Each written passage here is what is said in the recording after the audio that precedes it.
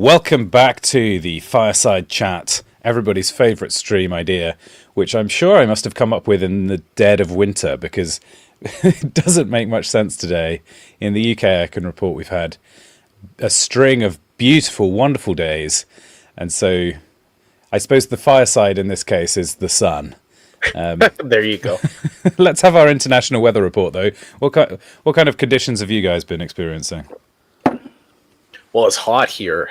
We've had a miserable spring, but it is finally hot here. I finally got the parts. I have to fix my pool pump to get that going. So that's my Saturday morning project. Oh, that's a nice feeling. Yeah, well, it's I haven't done PVC piping in a long time, but I guess I'm gonna have to figure it out.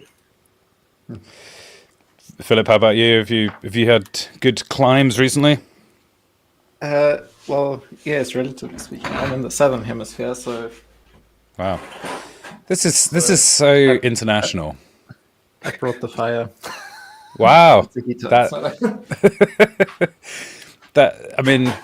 that implies that it's actually quite cold. But then I suppose does that Yes, mean it's yeah. winter for you at the minute? Exactly, yeah. I'm starting to understand how this round world business works. Well, I thought it just was- want to know how far Philip is from penguins at the southern tip of Africa. So No, I'm not that far. I'm quite far inside the interior of South Africa. I'm in a place Okay. called Newcastle, actually. What? A city called Newcastle. But it's not. So you're telling it's not me called Newcastle. your hemisphere has the same place names as our hemisphere? Well, you probably have a Newcastle in North America as well, right? several of them. I currently reside within a couple of hours drive of London, Ontario, and No. it used to be called Muddy York before we renamed it Toronto to be a little bit more distinctive. Before we get any further, I want to take the opportunity to plug my weekend retreats, which the next one is coming up very soon, and it's very exciting. In fact, well, let's see, it's the 11th to the 13th of July. So how many weeks is that? It would be starting. It would have already started on Friday. Not 1 week, not 2 weeks, but 3 weeks from today. And there's a link. There's still places left. So check out the link in the description and sign up if you're going to be in the UK at that time. Not to be missed, we're doing Ecclesiastes. Surely anybody who's watched any of my content knows how passionate I am about Ecclesiastes. Can't stop screaming about it. I know. I might finally get it out of my system. This might be the last time I ever mention the book. So yes, if the idea of talking about Ecclesiastes doesn't appeal to me, don't come to the weekend retreat, and probably unsubscribe from the channel as well, because I'm a little bit obsessed. But also, I know a bunch of regulars are coming back. I'm really excited to see all you guys again. We're back in Walsingham Abbey, which was really beautiful last year. So yeah, do sign up for the weekend retreat. This might be last calls. I don't know how many more videos I'll do between now and then. So don't forget, don't miss your chance. Yeah. There you go. And I have to call it you for false advertising, Luke. The What's thumbnail of this video has a thick and luscious beard on you, and your face is presently hairless. So Well, I actually did glance at the thumbnail as I was setting up the stream, and I thought, oh, look, that's babyface Luke there. He, even with beard, is looking young and vigorous. It was kind of mid-pandemic photo. as opposed to the old and decrepit self you've become. Yeah, as opposed to the kind of falling apart cadaver that you see before you. So yes, I was fully hirsute just but 2 days ago. I had kind of, belt length beard, shaved it down. Maybe you'll go through an Aragorn-like experience, and the years will fall from your face as you go on. Have you seen that clip of Henry Cavill where he does this like punch thing in a movie? I don't know what movie it is, but it looks like a beard sprouts out of his head. Is it Mission Impossible? I think He so. grows a beard Like, in a has to reload millisecond. his arms. Yeah. Oh, that could be it. Yeah. Uh, Just know this famous punch move is they made fun of him because it looked like he had to reload his his biceps or something like that. well, apparently I was clipping. How is this? Is that better? Yeah, that's all Let me right. see. Yeah. Right. It's a bit better. Now, the news, and since I mentioned this in the description, I would say my take here is I've never seen the world so united in opposition to the idea of the US getting involved in the war that seems to be breaking out between Israel and Iran. I don't know what your observations are, but it feels like everybody's come together in a beautiful way to be like, maybe let's not.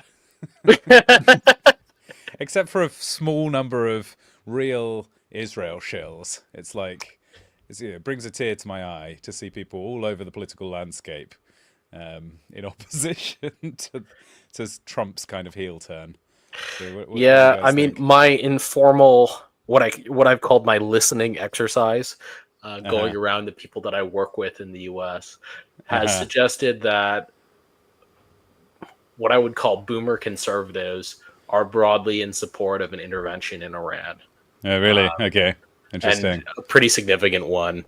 In their mind, all those images that we've seen of Iran landing ballistic missile hits in Israel are suggestive that if they had nuclear weapons, Israel would no longer exist. Because they're, and so we can't tolerate this crazy theocracy anymore. We should go in and take them out. Interesting. This is the take from people who definitely won't have to fight in this war. Yes. And well, boomer's going to boom, I guess. Who are, just because of the way this listening exercise was conducted, biased towards people who have been very successful inside the current system. And surprise, surprise, the people who are very successful in the current system are quite enthusiastic about you sacrificing your time and energy and life and whatever in order to defend the system that has been so good to them. Is this how the elder generation is supposed to behave? Is this really, I mean, even on a smaller scale, is this how like elder tribes people have behaved in small collectives of humanity to sort of use the young people to feather their own nest? I mean, there's always some of this, right? Pretty much the entire history of sort of Bronze Age polygamous peoples are inventing wars to kill off fractions of the young generation, and only those who make it get to join the aristocracy or send them off as slaves or whatever, right? This is not an uncommon feature of human societies, it's just we lived with Christendom for a long time, and Christendom was not like this exactly. Maybe, well, yes, maybe that's true. I was going to take a slightly utopian, dovish perspective and say that civilizations only emerge when you can overcome that kind of attitude. It's the society becomes rich when old men plant trees, the shade of which they will never sit under type of sentiment.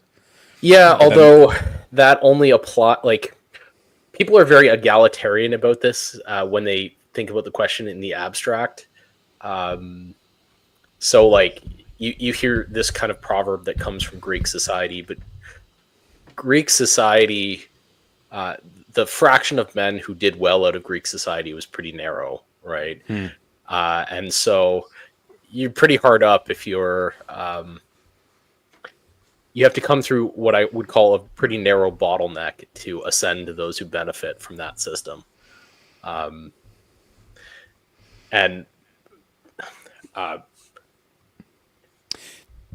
what do we think then? Is there a defensible reason to support America getting involved on Israel's behalf here? Is anyone going to step forth and put the Zionist point of view on the table? I've thought about this a great deal. My view is that it's probably true that the U.S. can intervene on behalf of Israel and decapitate the Iranian regime, and they can probably improve U.S. interests in the region by doing so, if and only if they avoid getting involved in an effort to reconstruct the country. So if they execute a series of airstrikes, maybe a series of special operations to destroy the missile, the nuclear program, maybe set back the ballistic missile program. If they can do that without inciting intervention from China or Russia, which I think is reasonably likely that they can, and they destroy the oil export port, they can damage the strategic relationship with China and improve their relative geopolitical position. All those gains will get wiped out if they get involved in some kind of longer ground operation to kind of nation build in the country or whatever. So that's the cold-blooded imperialist case for an intervention in Iran. You take somebody who's on course to become a regional hegemon, who's broadly aligned against your interest, and you mow the grass, you set them back. You know that you can't do a regime change particularly, so you know you're not going to flip red to blue, but you can set back red in the country significantly. This is something that the only real solid opposition to an operation in Iran that I can kind of think of is based on one of three grounds. There's a fundamental opposition to the American empire. There is a kind of principled ground, which is if the U.S. does any of what I've just described, they're going to kill a lot of people for no purpose other than modifying the geopolitical situation marginally. Like probably millions of people in Iran will die as a consequence of what I've just described. And the other piece is that it's not in the self-interest of most people in most Western countries that occurs, because the American empire is not really, the advancement of the American empire is not really in the interest of very many people. It's a pretty narrow set of people who will actually benefit from that. I guess you could argue that if America wasn't doing so much empire building in the last 50 years, actually we would be facing much more serious, active threats around the world. So American hegemony provides a kind of buffer against other threats. Well, the question of whether the American empire and the Pax Americana has been good compared to alternatives, that's not an easy question to answer.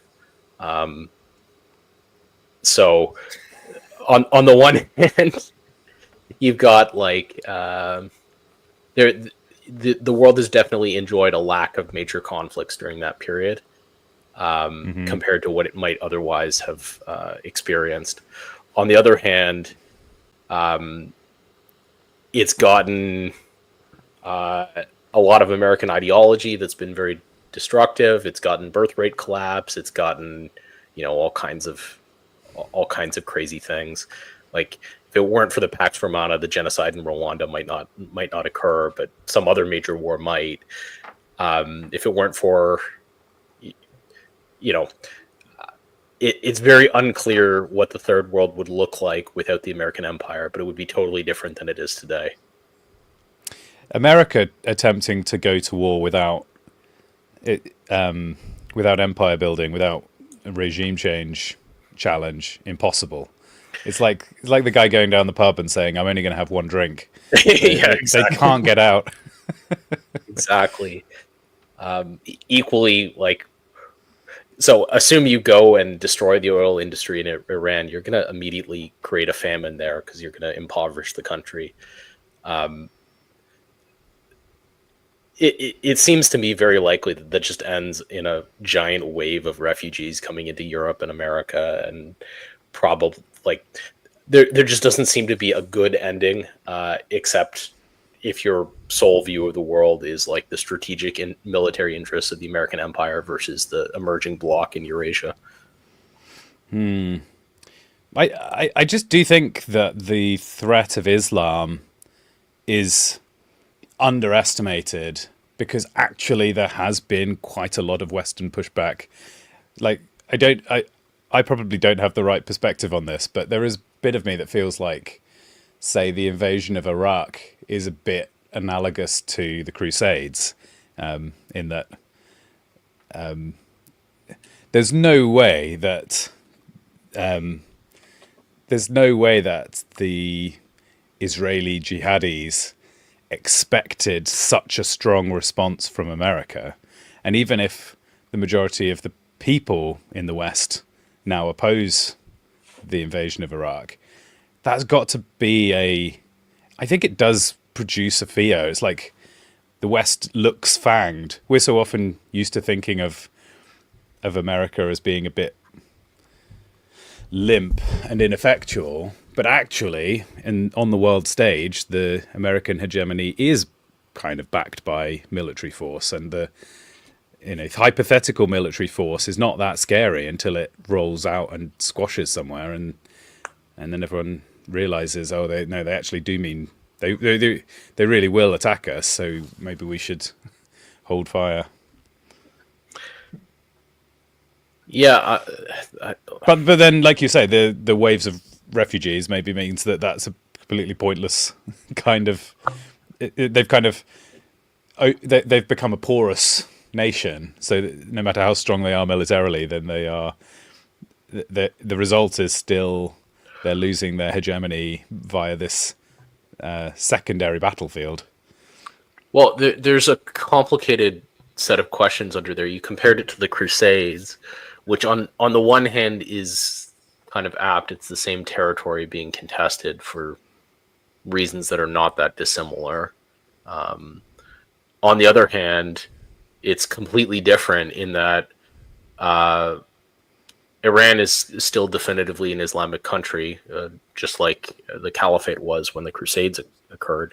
But you're fooling yourself if you're describing Israel or the U.S. and the West as Christian nations. They're not, or at the very, if they are, in an extremely decayed way.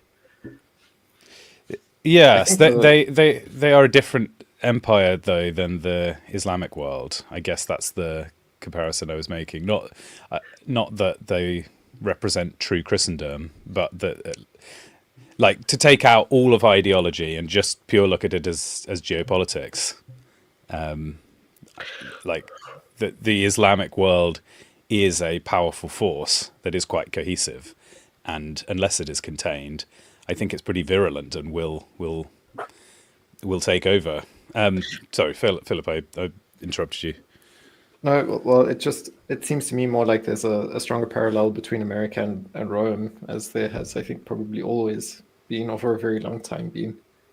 So, yeah, to me it reminds me a lot of the time in which the Roman Empire expanded, and you've got your Caesar. Yeah, Augustus. The Roman and Parthian War, part 15 or whatever. Yeah, yeah, exactly. Yeah, the Parthians. There we go. That's good. Yeah. So if that's the historical comparison, what do we expect next? Well, then you have to have Emperor Valerian personally go and lead the army, get defeated, and then live out his life as the personal footstool of the Shah. All right, I don't think that's what Trump's got in mind. No, Valerian only lasted a year as a footstool before he died. I don't know if Trump would last a year as a professional footstool. This footstool business is it comes up in the Bible a few times, doesn't it? The I'll make the enemies a footstool for his feet. Is that actually a genuine historical practice where the defeated enemies would literally be used as a footstool, or is that just a? I don't know if it's a general case, but it's it's a very famous legend of what happened to the Emperor of Rome. It seems, compared to a lot of the other humiliation rituals, relatively tame. It's quite a funny image, though. Relaxing at the end of the day and feet up. on the Well, on, I on the think enemy. it's supposed to be for climbing into your horse's saddle. Oh, right. I'm thinking of it in a sort You of gotta living room. you gotta walk around with them all day and then bend down to be stepped on to climb onto the horse every time. And being trodden underfoot is a pretty clear symbolic. Yes, you Yes. don't have to reach too far to figure that one out. Yeah, I think there are sandals also that had like the names of people's enemies imprinted on the bottom in Egypt, so that every Whoa. time you would walk on your sandals, you would be stepping on your enemies. So I think there's a lot That's of that in cool. the ancient world. Yeah. It's like the ancient version of writing a name on a bullet. Something like that. Yeah, Yeah. this one's for you. Although Yeah. it's a bit more disgracing, I find, if you're stepping on your enemies the whole time, than because if you've got your name on a bullet, it kind of honors you that you reached that level of, I don't know. Yeah. What do you What if suppose it? is presently printed on the bunker buster bombs? Well, yes.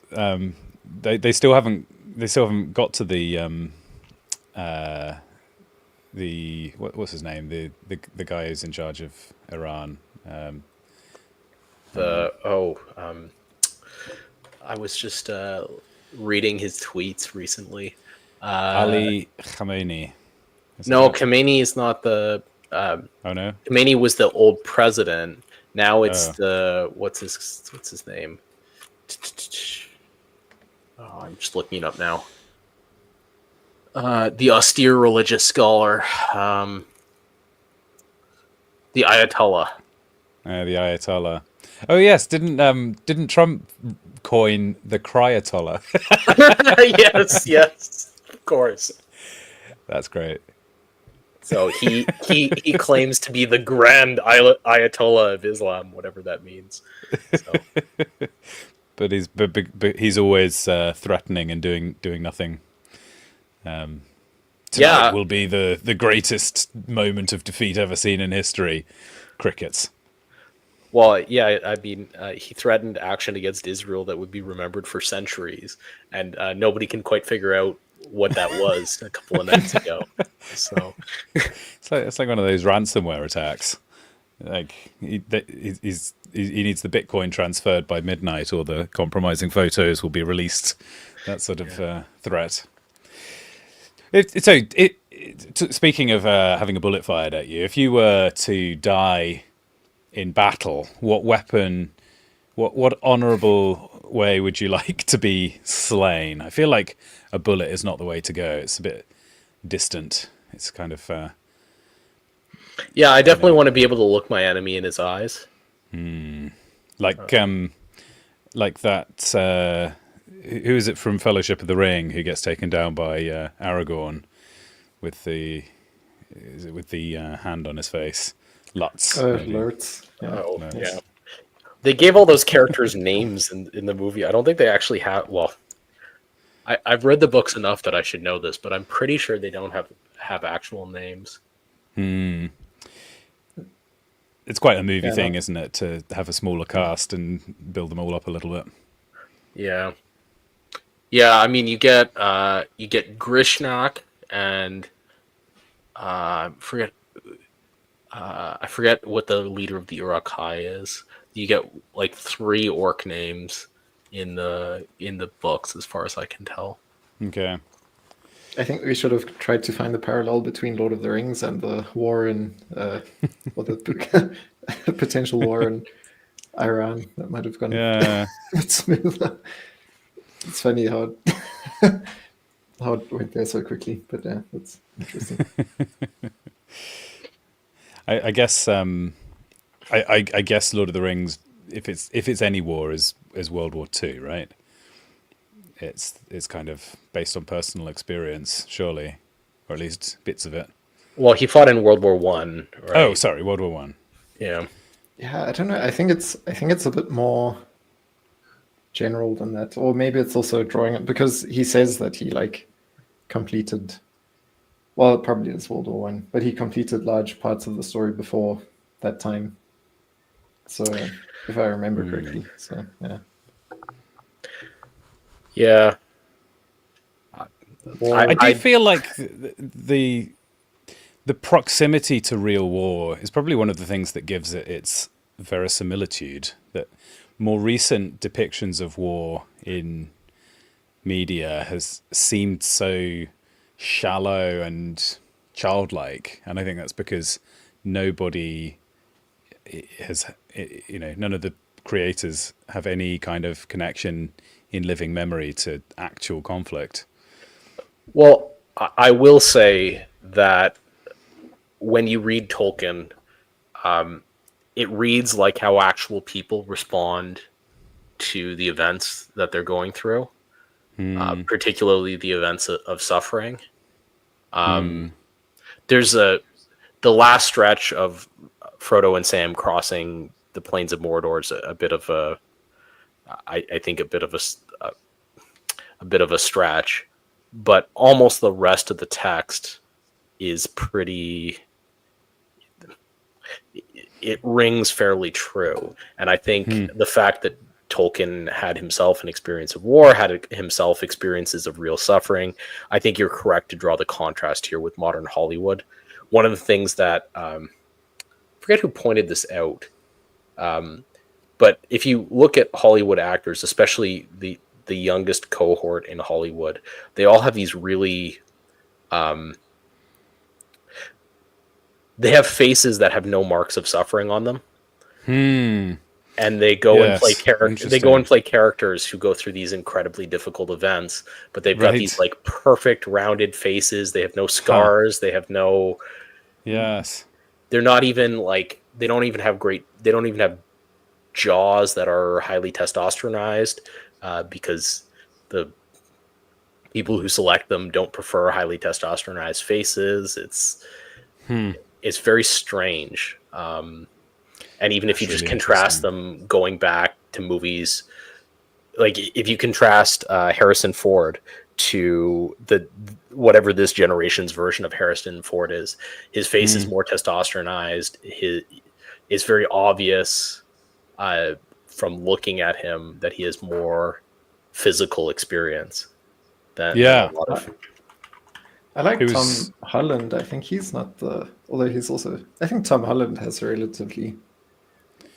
Shall I bring up a picture? Do you reckon? Because Tom Holland always strikes me as being a little bit of a boyish. I guess you could divide men's attraction to women into two forms. There's the kind of boyish charm versus the more like rugged masculine action hero. And if I was to put Tom Holland in one of those categories, I definitely see him in the former. He doesn't fit the Arnold Schwarzenegger model, does he? No, I suppose not. He's I was just checking how old he is. He's as old as I am, so he's getting on slowly. But yeah, I wonder if he could grow a beard. I think that's also something that I notice is there's a lot of beardlessness. I don't know if that means too much. Well, I'm here beardless, so I can't really complain. But yes, I do. I think beards in general are coming back, though. So I'm just bucking the trend. I'm just comparing him to a young Harrison Ford. You can tell he's gotten less sun or worn more sunscreen in his life. That's okay. That might be a sun exposure. So there's that. Here we go. A bunch of pictures of Tom Holland. And now let's look up Harrison Ford.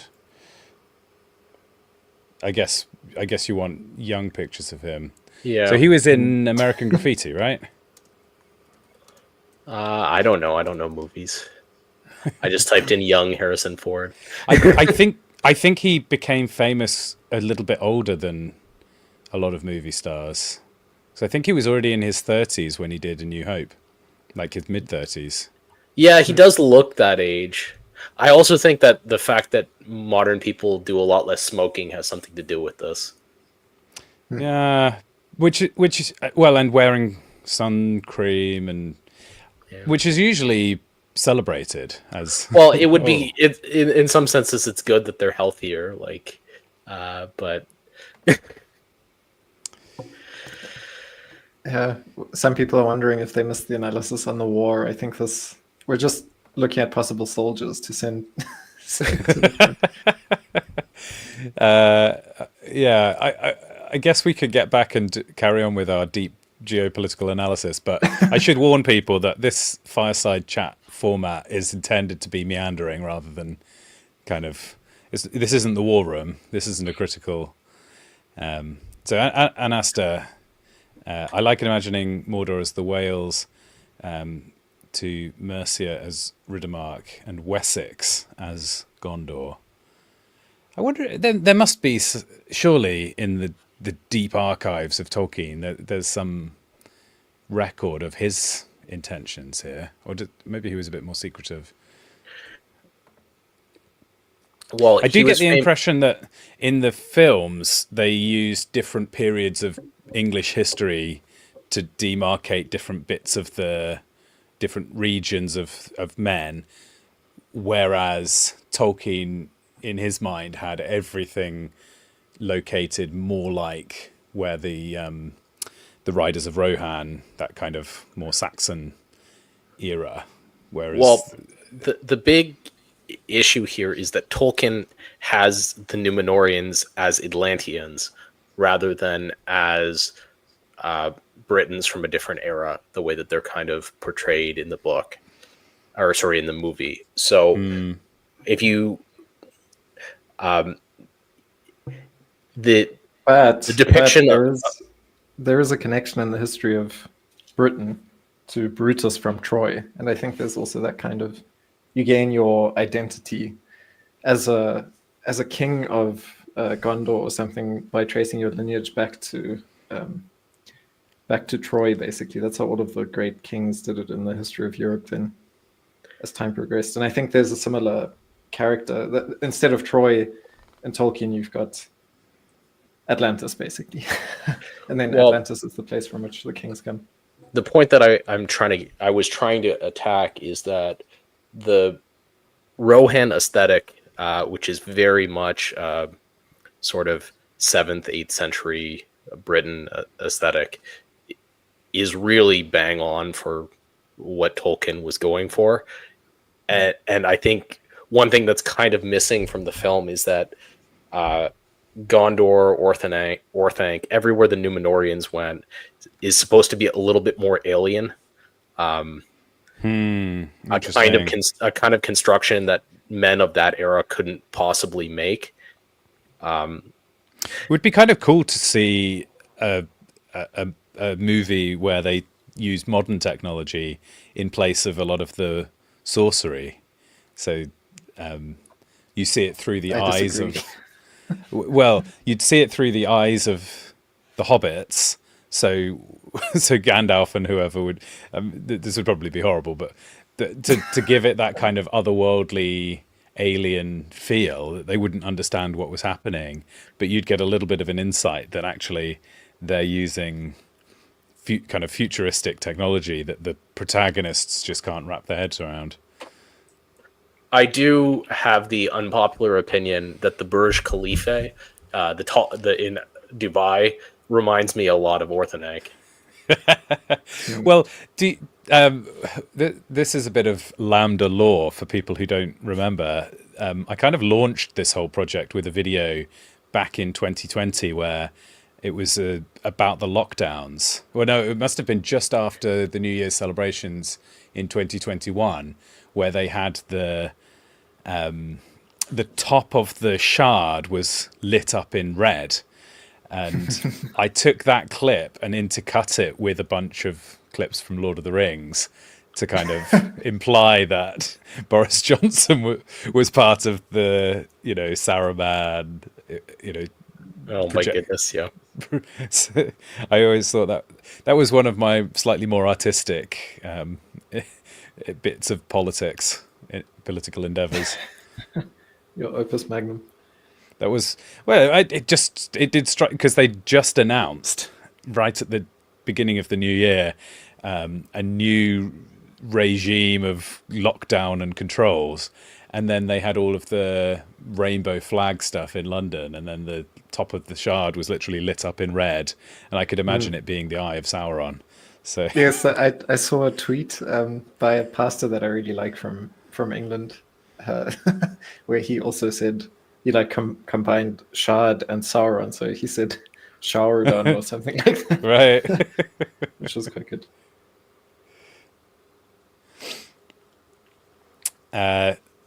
So Anasta says, in reality, of course, we live in the fourth age, the age of man, and the third age is simply secret true history uncovered by a great scholar and hidden as fiction. Yeah, this is the theory that Tolkien is an esoteric historian rather than it's all true. Yeah. Yeah. Well, he does speak a lot about framing, and if I remember it correctly, I sometimes get these things confused, but I think it was all born out of a competition between him and C.S. Lewis, who could write a better time traveling story, which is why you've got. I think that to some degree also explains why you've got like the Saxons in Rohan, and then you've got the modern day bourgeois British country bumpkins living in the Shire, and you've got yes. you've got the Roman Empire basically in. Or like the Vatican, I don't know exactly which it is. That's interesting. Wow. So, and I think there's a comment that he makes in an interview somewhere where he says it's history at a different level of imagination, which I really liked. Wow. So when Frodo and Sam go out from the Shire, they are actually traveling back through time, and they go through this big historical excursion and end up back at the modern day at the end of the Return of the King. I will say I've recently been rereading Lewis's children's books, and the gap in quality between what Lewis wrote and what Tolkien wrote is immense, in my opinion. I don't mind Lewis, but my goodness, some of it is just heavy-handed, and there's a lot of breaking the frame and talking about how this is a children's story and adults won't. I read The Magician's Nephew first. That one's the worst. I really don't like that story. To be honest. I mean, there's parts of it that are kind of interesting, but my goodness, I'd forgotten that the magician was such a like terrible character and he's getting drunk all the time. Yeah, I like the end where Aslan sings the world into existence. I think that if you just wrote a story about that, that would have been pretty cool. But the rest of that story, I don't know. It's not good that it's in the front of all of the omnibuses. I've also got it in mind. So if you start reading, you get confronted with the worst of the stories. I really like. Yeah, I like the Lion, the Witch, and the Wardrobe. That was it written? Good. Was it written second? Is that right? Lion, the Witch, and the Wardrobe was written. Lion, the Witch, and the Wardrobe is written first and intended to be consumed first. Right. And I think, but it's chronologically after Magician's Nephew. Yeah, I think Magician's Nephew is intended to be consumed third or fourth or something like that. There's some. I don't know. This is like the Machete order for the Narnia series. Yeah, well, I read it first because it came first in the little the package, but Horse and His Boy I kind of like. Lion, the Witch, and the Wardrobe, I don't know. I'm not that impressed. What? Prince? I'm about halfway through Prince Caspian, and it's better than I remember it being. So. I always thought the war stuff in the last one, was it the last battle? That was pretty cool. Yeah, that was always my favorite, was the last battle. That one depressed me because, like, Susan, spoiler alert, but Susan basically goes to hell. I was like, oh, wow, okay. Consequences. But see, that's the part that I, like, one of the parts that I really enjoyed about it was that it, like, Susan has all these amazing experiences as a child, and yet, like, a real actual human being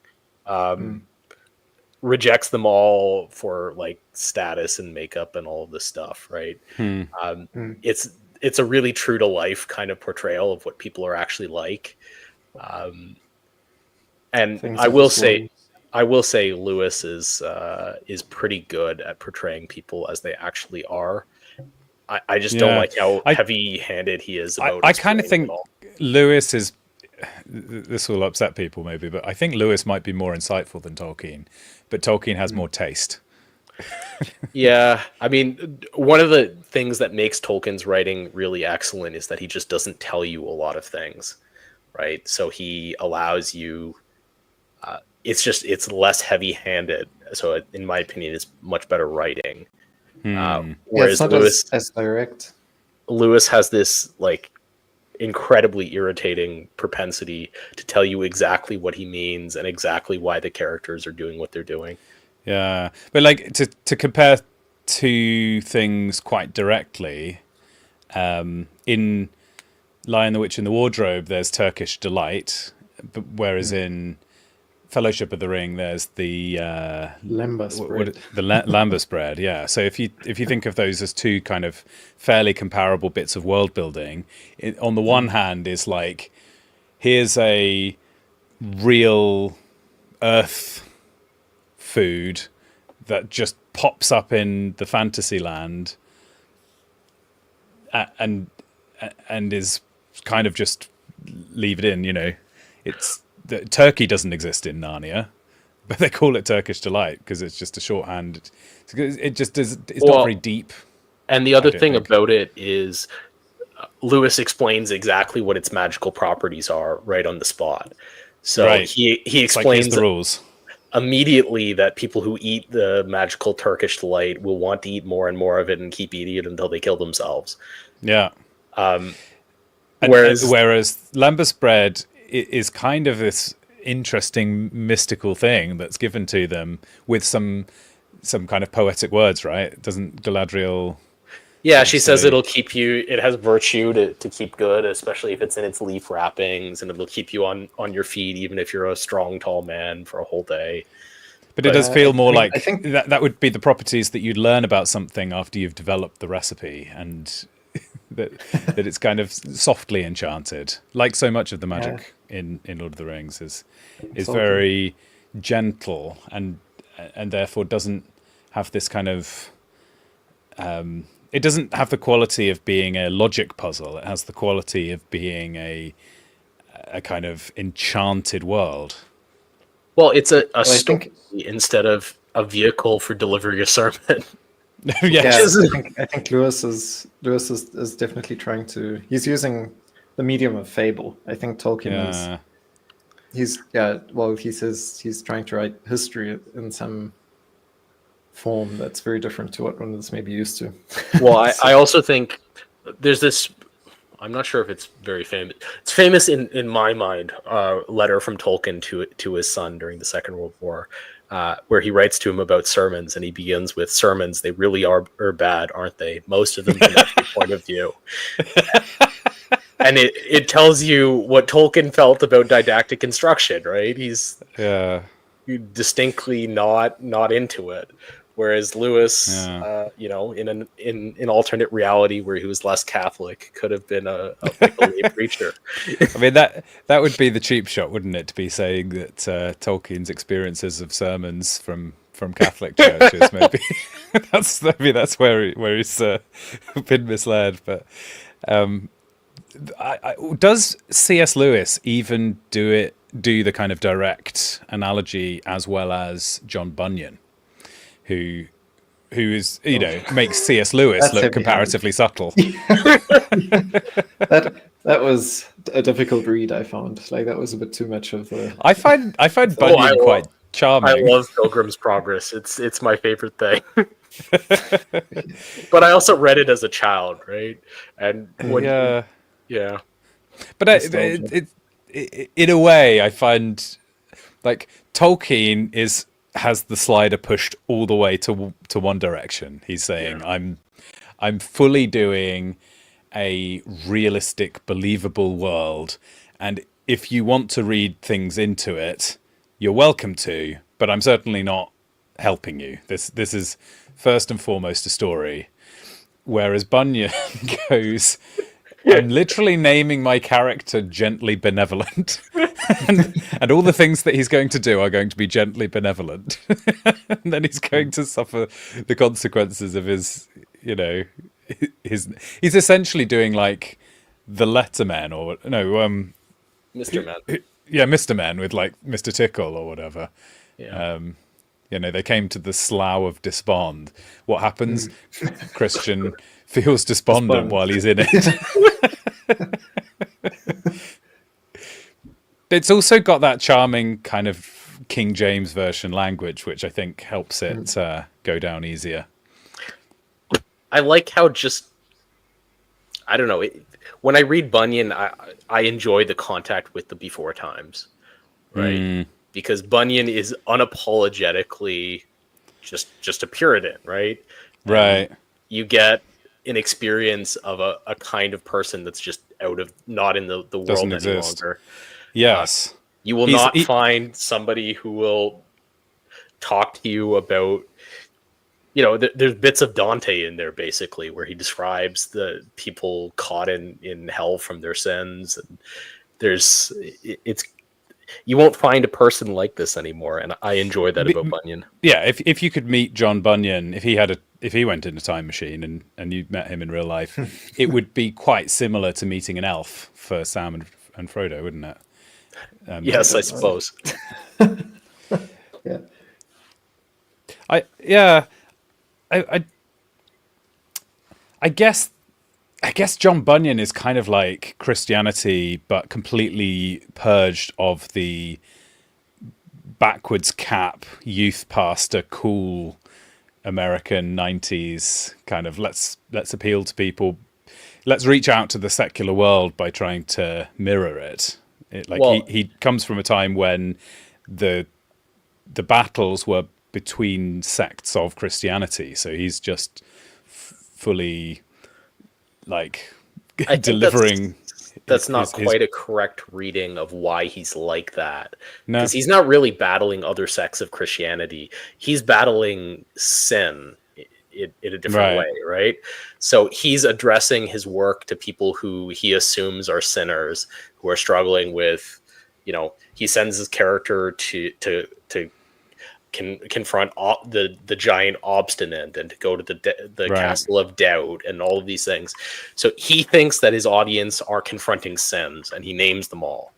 Yeah. He doesn't really concern himself. There's no castle Catholic where he confronts the evil Pope.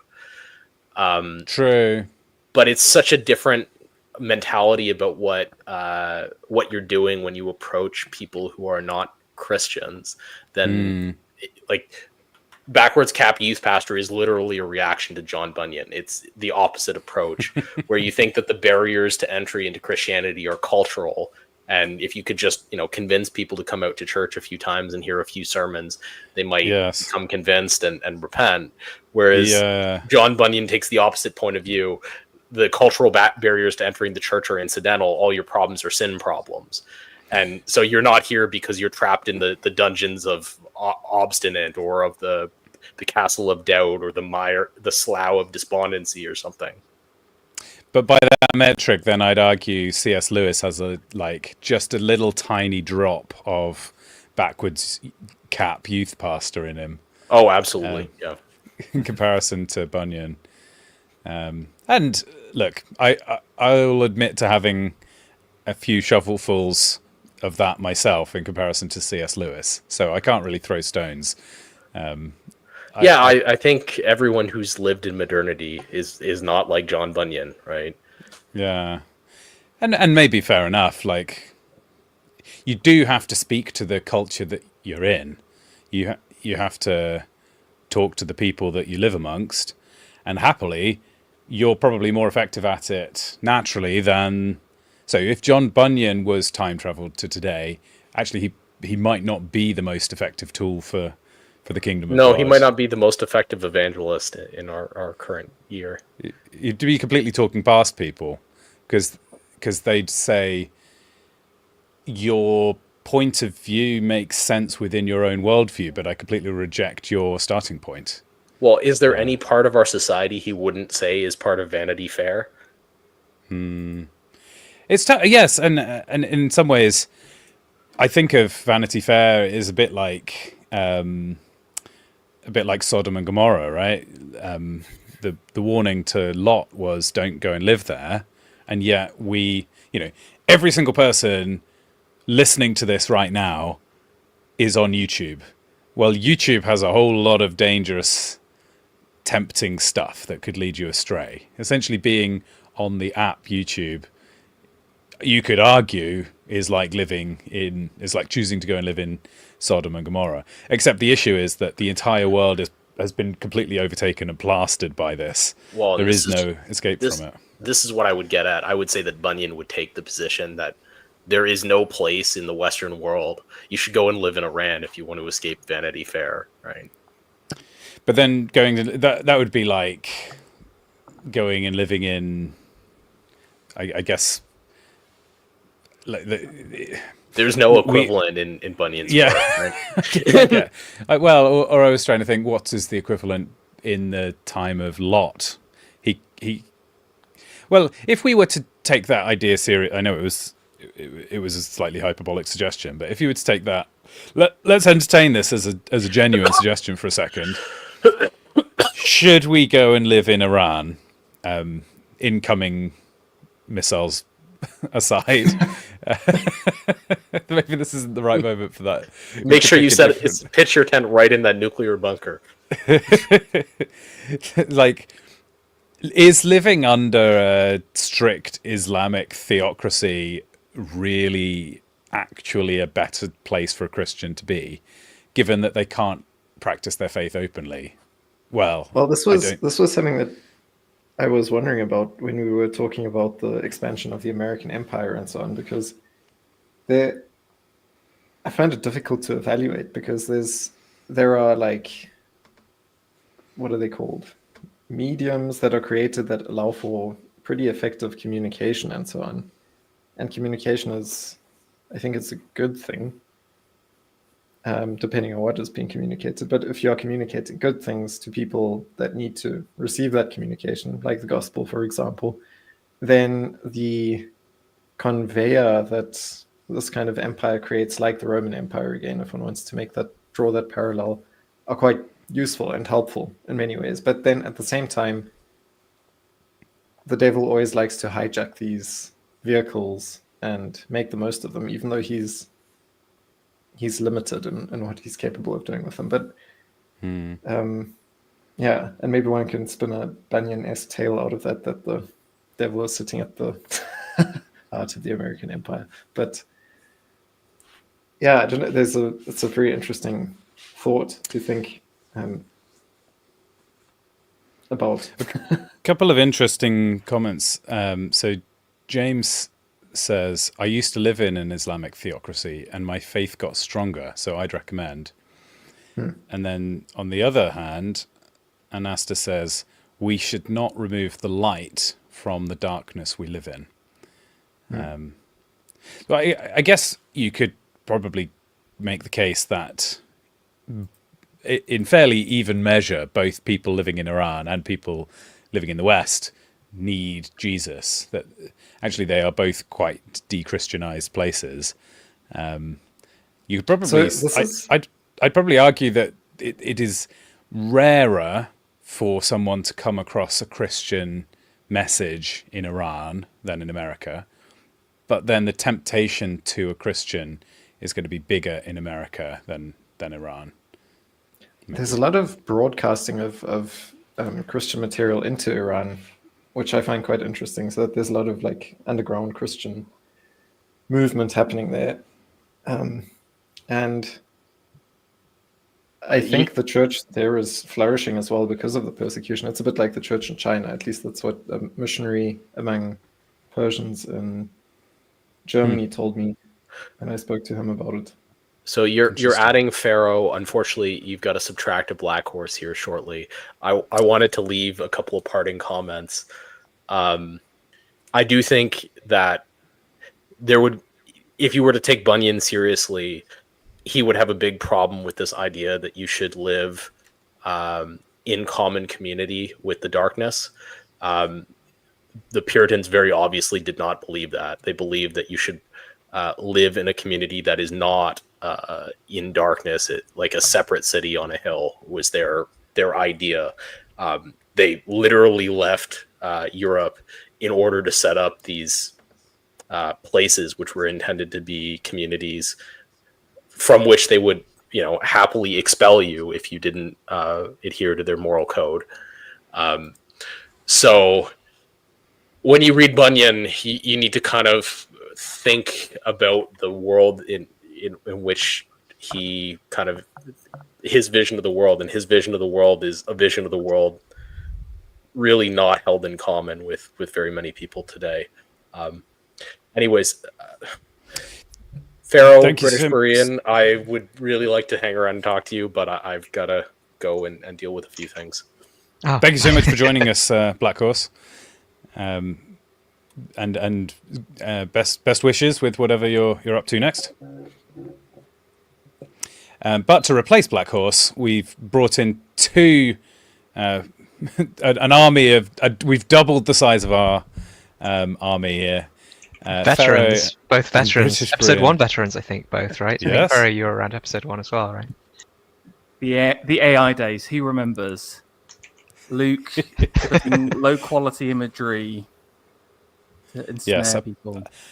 This was in the days when it was being commonly trumpeted that AI was infected by demons, if I remember, and that crowd I haven't heard from for a while. I think the demons got them all. I guess so. But actually, that's true. I've not got my AI background. I've not got my AI thumbnails. So maybe I've had to repent of. I've actually probably it is true over the course of the last year or so that I've developed increasing distaste for AI imagery. I don't know if it's on moral grounds or just on aesthetic grounds. It's aesthetic. I think the thing is you can instantly tell what it is, and I think I think everyone's building up like a revulsion sense to it. Yes, because it's used egregiously by clickbaiters and it's 100% a mark of quality, right? Without doubt, the lower quality a location is, the higher the probability they've used AI. Yes, I think that's definitely true, and also I think it's got to the stage where it's still distinguishable, if that makes sense. So until it reaches the point where you can't tell the difference, I think cool I think it might like always be. We'll always reject it. You think Look, so? Well, I was saying this from quite early on that the early AI images say, well, by which I mean 2023, say, which at that time people were blown away. They were like, "This is indistinguishable from reality," and I thought, yeah, that's a bit like CGI in the mid-90s that everyone was saying. It's never going to get any better than this. I love 90s CGI. Can I just pause? Can I just pause there, Luke? Because I've got a real penchant for like 90s really rubbish 3D renders, and I don't know if you know this. It's a bit of a design trend to have these really crap like I'll dig some out. What you carry on chatting, I'm going to find some of these renders. It's quite funny. I'm excited. I love 90s renders as well. I have very fun. I think it could simply because I grew up on 90s video games where you kind of you hit that 3D moment, but all the 3D graphics were like really, really shoddy. But there's some sort of joy there. I actually think with AI that the earlier AI had more of a charm to it than present AI does, because it had that distance between the closer imitation of reality. Like I don't know if you remember, I think it must have been like 2 years or so ago now when the first kind of AI generated ads came about, and there was this one called like Pizza Hug Spot where people were like leaking pizza out of their mouths and things like that. And it was quite funny. And I don't think any contemporary AI does anything like that. Does something like that. No, what was it? The Will Smith eating spaghetti video was another classic, which they've redone. And yeah, you're right. It doesn't have any of the kind of hilarious charm of the early ones. So I think your enjoyment of mid-90s and mid-2023, so mid-90s CGI, mid-2023 AI That feels like the same part of your personality that's appreciating both of those. Yeah, I mean, it could be. Could be. I saw a tutorial recently that was explaining how to do PS1 style rendering. Some of the little shortcuts that were taken in the graphical pipeline in the PlayStation 1, how you can recreate those on modern game engines so that you can get the same kind of janky, like weird rastering effects, and the kind of strange curiosities that really early 3D, because it was pushing the hardware to the absolute limit, and therefore it was taking shortcuts that we don't do these days. Did these tutorials, because I imagine it's quite hard to do it now, not simply because the methods have been like old, but also because the methods were intended to produce graphics for display on CRT screens. Yeah. And like LCD screens they don't have the same appearance. They don't have the same kind of warmth to them. So even if you use the same techniques and you display them on a modern monitor, you'd have to compensate for that in some fashion, I imagine. Yeah, very very similar to if you're making a piece of music and you run it through a simulation of a tape, tape emulation, and then you put it through Beethoven on MIDI doesn't quite sound the same as but CRT emulation for visuals is surely going to be one of the big trends in the next few years. You still want to have it's taking the, so if you actually listen to something on tape, you get some of the nice warmth and compression, but you also lose some of the clarity. So what you want to do is take the things you liked about tape, but keep all the clarity of a modern high bitrate digital track. So the same thing where we've got what is actually an OLED screen displaying an emulation of a CRT display, but amped up in terms of the contrast ratios and things to get this thing that's sort of super reality. Whilst we're waiting for Ferry to find examples of mid-90s renders. Luke, stop the clock. I've got it. It's in chat. It's in chat right now. Or clearly not paying attention. Oh, sorry. Bring up the article. I'm not. I just want to say one thing just on this. That PS thing or whatever you're talking about.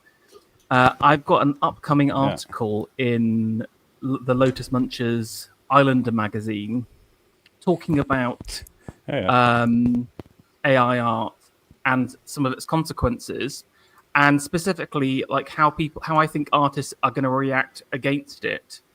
And one of the things I think that people increasingly be doing is adding rudeness. And by rudeness, I mean that in the old sense of roughness to works. Because I don't know if... so, for example, imagine like a wood carver. He's chipping out pieces from wood, etc.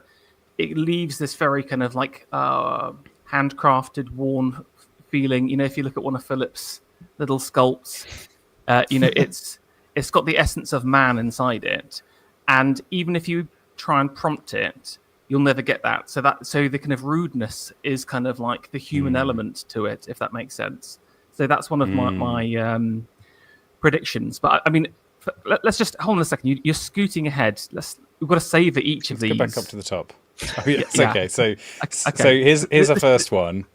Okay, this is my childhood. I just want to tell you, because you would see these kind of renders in kind of like loading parts of game screens. You'd see it in the PC World mags and gaming mags, etc. And again, at the time, you just think this is amazing. This is like people genuinely. If you ever saw like the film The Lawnmower Man, people genuinely thought like you could live in this virtual reality, and this was kind of real life. Isn't this? This is just a screenshot of the last level of Half-Life, right? It is freaky. In a way, it feels like it's bending reality more so than modern games, because so much work has gone into making modern rendering realistic, and this is it feels really ambitious to strip away a lot of those. But that's just because the technology didn't exist. This was the best that anyone could do at the time, right? Well, I tell you, those tails, for example, would have taken him ages. Like doing anything like that. And seriously, he was probably like, "Oh, those tails are just like Chef's kiss," but actually, they just look absolutely pathetic now. If you see like the ZBrush and stuff like that, modern digital stuff. Yeah, right. Like that. Here's what I like about this is look at that central kind of ball in the center, and again, just the skin that he's used on top of it. Yes. Again, it's just like it reminds me a little bit of the Memphis design school, if you guys know that, which is a very famous 80s design school of these kind of outrageous colored objects. You'll have definitely seen it. And what those guys did was to combine kind of these very kind of like simplified shapes with bright colors and interesting patterns that they would just shove on top. So but is this not similar?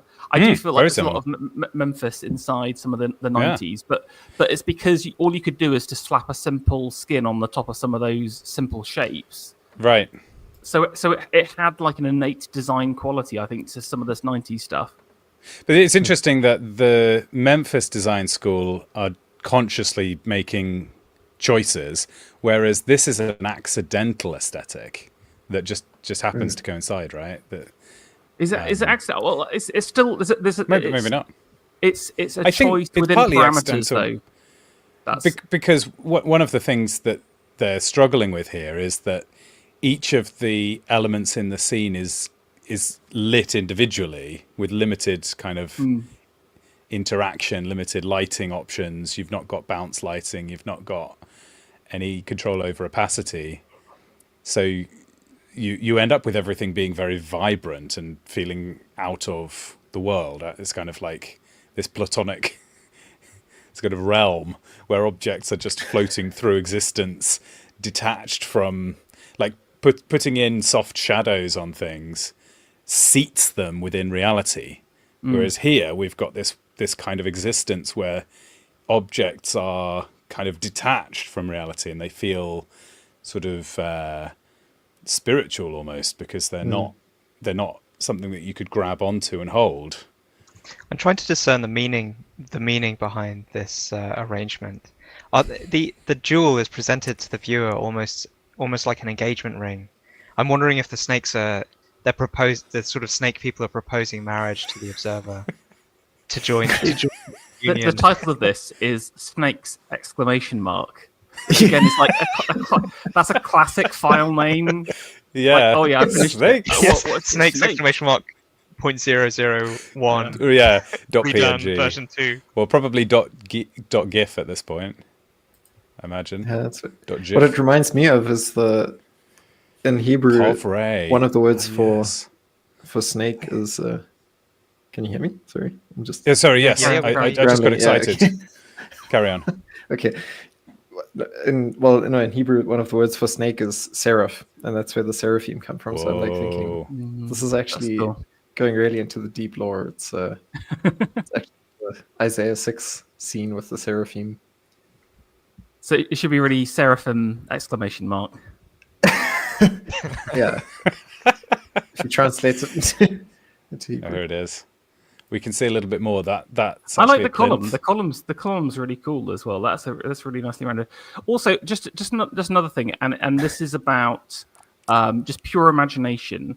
And again, I am in the middle of writing an essay in defense of Web 1.0 versus Web 2.0, which is because there's something totally romantic about this period of time, because there were no design rules. There were no hipsters creating like packages or frameworks, or there were no like nice little YouTube videos telling you how to make this look good. Everyone was doing their own thing, often from the ground up, or maybe you would buy a couple of magazines to see how to do a few things. And so you sort of you end up with a level of disparate creativity, which is simultaneously very thin, because people just weren't that good at it and weren't able to really master the medium in a way that people can do now. But it had an extreme breadth of creativity that I feel like we've really lost. And if you look at any website from today, they're so similar, so similar, and they're all based on the same design principles. While there were no principles, and that freedom created such a vast and vibrant mix. And I chanced upon like an old 90s website, and it forced you to kind of click through a different page after every single paragraph of text. And it was literally one of the most, like, from a usability perspective, totally frustrating, but it was exceptionally amusing at the same time. And exactly, it had the charm and the kind of personal touch. And I think this also hits into that as well. This reminds me of Heart of Darkness. I don't know if you guys I never played it, but I remember always seeing the adverts for it. But it was some kind of an adventure game, I think. I wish they still existed. Maybe they are somewhere if I dug deep enough. But I used to make video games as a teenager, which would have been, I guess, early 2000s. But I didn't have access to the internet, so I was kind of inventing everything from scratch. And I imagine it had some of the stuff had a similar vibe to this. I remember making a game for one of my friends' birthdays. He was like terrified of hurricanes, so I made him this jet ski game where he could jet ski around, and then after a few minutes of playing, it would spawn a hurricane, which was just a series of like semi-translucent, kind of wiggly pipe-shaped things that would spin around with the sound of probably me going shh into a microphone. I want to do a let's play. You've got to dig this out. Right, and then there was there was some kind of function I came up with, which was the waves. So then when the hurricane came nearer, then the waves was bigger, and then that affected the physics of the jet ski, things like this. But this was purely like, this is exactly what you're talking about. There was no tutorials. I didn't have any way to get media or textures or anything from anywhere. So everything was completely made from the ground up. So it was terrible, but it was also very kind of charmingly handmade, I would think. No, exactly. You know what? I try and equate it. This is such a random equivalence, but with Georgian cottage industry ceramic manufacture. Okay. Because what happened before the Victorians was, for ceramics, was that they'd have everything be hand painted on their different pots, etc. Oh my goodness! This looks great. Is this one of yours? This is a classic. This isn't mine. No. Oh. This is a famous example of a 90s website, Space Jam. Can you imagine the like ambition to do this at the time? This is designed thousands of dollars for this site as well, at least. Yeah. Because it is the space. It is, the constellations. Oh yeah, this is what I'm talking about right now. This is so good. Look, the text, red over the stars. The red over the stars. I definitely did. Illegible. I did a few Star Wars websites in this star with the like repeating star pattern in the background, and then red and yellow text over the top is so evocative. I mean, I still think it looks cool, even if you can't read it. This is great. Also, for example, look at because everything was in tables for some reason. I didn't really understand why, and hence you have on the left-hand side the logo in one unit of the table, and then the nav in the table. Well, we could probably one of the I know this as someone who I do web development, so here we go. the way in which like websites are constructed today is very different to how they were constructed back in the 90s. A lot of the like basic standards and like utilities which exist today just didn't exist then. So people were kind of forced to like use those things which did exist. So when the web was like first set up, because it was intended, or because it was like academics mostly, there was only stuff in like tabular formats and things like that, and no one had really thought about the design of like how you're supposed to display things for web. It was all just print, and as people kind of got going, they just sort of adapted things that were intended for print for web. So it was just like a mangled mess of these frames. Finally no one uses. Curated beauty This is like Siegfried when he forges his own sword with no knowledge of the forge whatsoever. It's the same thing. He doesn't know how to do it, but he wills it to forge being. as well. Philip sent round a link to the Heart of Darkness as well. This is a giveaway, right? PB, all these little BRs, BR. Yeah. No, there's no. So now you'd just add, you'd have your element and you'd say, oh, I want to pad this, or I want to put margins on it. Back in the old days, you'd just go, oh, you know what I need to do is I need to just manually say there's a paragraph break here. Yeah. Frame. It's all gone wrong. We've gone so far from this. Look at this. I'm kind of intrigued to deconstruct the original page. Should we figure out how it's made?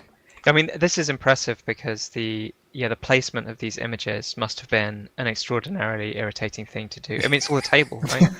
It's all a table. So there's actually a table behind those planets. They're all in columns of some sort. Yes. Right. Look. So here's a row. These top 4 are in a row. Right. Now you paint these on a canvas, so you'd know you'd give it exact coordinates as to where you wanted the planet to be now. These 3 are on a row, so I'm guessing that middle, so the logo there that looks like it goes on to the next page doesn't really, and then these 2, and then these. But here's the thing, Berian. Okay, you're right. All of the whatever W3 additions to HTML have made this kind of design easier, but why don't we do it as much? Or again, we can do more things. Than ever before, absolutely. I mean, it's kind of like the invention of concrete in some ways, because as I'm sure you're well aware with an interest in art, when concrete was first invented, and people realized that you could essentially create buildings and larger structures in any shape you wanted, because concrete would hold in a way that other materials just wouldn't. There was this idea that you could be really creative, and that by having that extra freedom, it would give a greater variety to our cityscapes. And all they did with that was basically build these brutalist monoliths for the most part. And it's similar in web, right? You have these tools that allow for a much wider range of expression today, or an easier way of having this wide range of expression today. And people don't use it in that way. They use these. Yeah, but also precise design that everyone uses. Partly, I think so like this kind of circular arrangement of elements isn't something that's easily afforded by the modern tools. So if you actually wanted to do this exact design today, it probably wouldn't be that much easier than doing it back. I mean, yes, you wouldn't do it the same way, so it would be slightly easier. Like you wouldn't be putting 3 breakpoints to shove this down a little bit. But the tendency is because the tools push you towards a certain aesthetic that all the websites end up looking the same way. I agree. In fact, actually, there is something interesting about this, because today, if you were to try and do something like this, the kind of temptation would be to place these planets in a precise ellipsis. So it would be a perfect circle, wouldn't it? Yeah. Exactly. Whereas it may be that they intended it to be kind of higgledy-piggledy, but it's probably the limitations of the table structure. No, it's laziness. It's laziness. They've tried to do it and they've just given up in a couple of places. Like you can definitely see. This should be a bit higher. And the designer has just been like, no, I just can't do it better than that. But then that is okay. Can I just this is Ruskin all over. Stones of Venice. His attack against industrial manufactured goods. He basically says that handmade products are better because it's got that human touch in it. Every single hand-blown piece of glass is a unique work of art. And it's the same thing with these Web 1.0 websites. That, again, they've got those kind of little things that are wrong with them that give it that total charm at the same time. So what I want to do is I want to petition to create a separate version of the web which forces everyone to use tables. We have to, or like we have to go off an earlier HTML version. Well, you could probably. I mean, so at the moment you have this thing with these things called SSL certificates, which basically, your website, if it's kind of signed to say this is legitimate. There isn't like a hacker trying to send you a website. Your browsers, or like most major browsers, if that certificate is wrong, they'll bring up a huge warning and sometimes even prevent you from visiting it. We just need a browser that checks whether it's using the old standards of the web, and if anything new is attempted to be sent across, block it. The browser says no.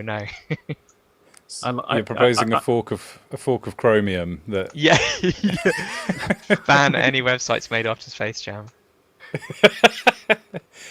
Maybe if the website fails the check, it just redirects you to Space Jam for your own good. I think the style though continued all the way till about early 2000s as well. Do you know what I'm saying? It's like maybe even up to 2005, I would say. Like again, I'm trying to think about the first version of MySpace was equally as jank. I don't know if were you guys much on the old MySpace? I remember. I was never on MySpace, I have to admit. I was a pretty late joiner. Too young. I'll see if I can find a 1.0 version while you guys check out this trailer. I didn't have internet access until I was in sixth form.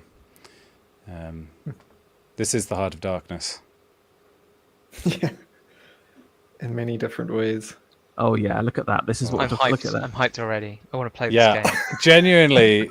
Let me pause to say this is somehow much more exciting than anything computer generated that I've seen in the last 5 years. You can't even hear the music. Let me recreate it for you. In a world just like ours lives a boy like no other.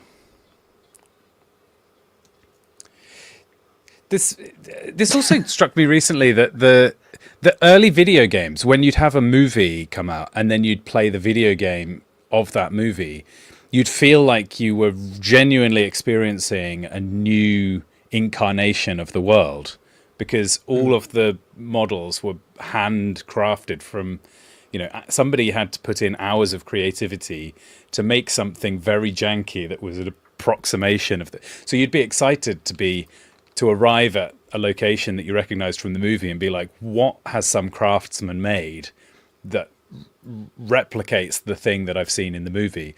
Whereas now we can make it look identical to the movie, and there's no longer any additional creativity being pumped into the new medium.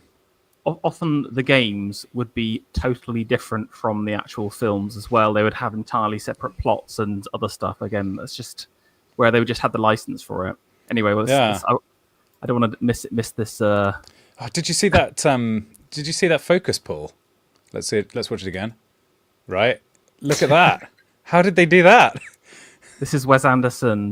This is, Wow. He saw this video. I bet they did that as two different elements, where they just rendered them both sharp and then added a manual blur over them both and composited between. That was 5 days rendering. Yeah. Good old days. Oh, hang on. Is that a cloth sim? I doubt it. Going on that Physics. That jacket. Physics. That's hand rendered bit of physics there. This is actually Luke's childhood here. Constantly getting in trouble, placed in the cupboard. Whoa! Look at that super wide angle lens they've gone for that shot.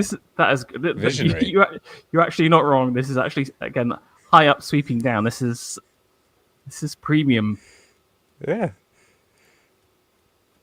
Whoa! But and it's look a at bit that like jump for freedom there. Bit like Toy Story. Sorry. The font for the school. Also, who put school on the school? Oh yeah.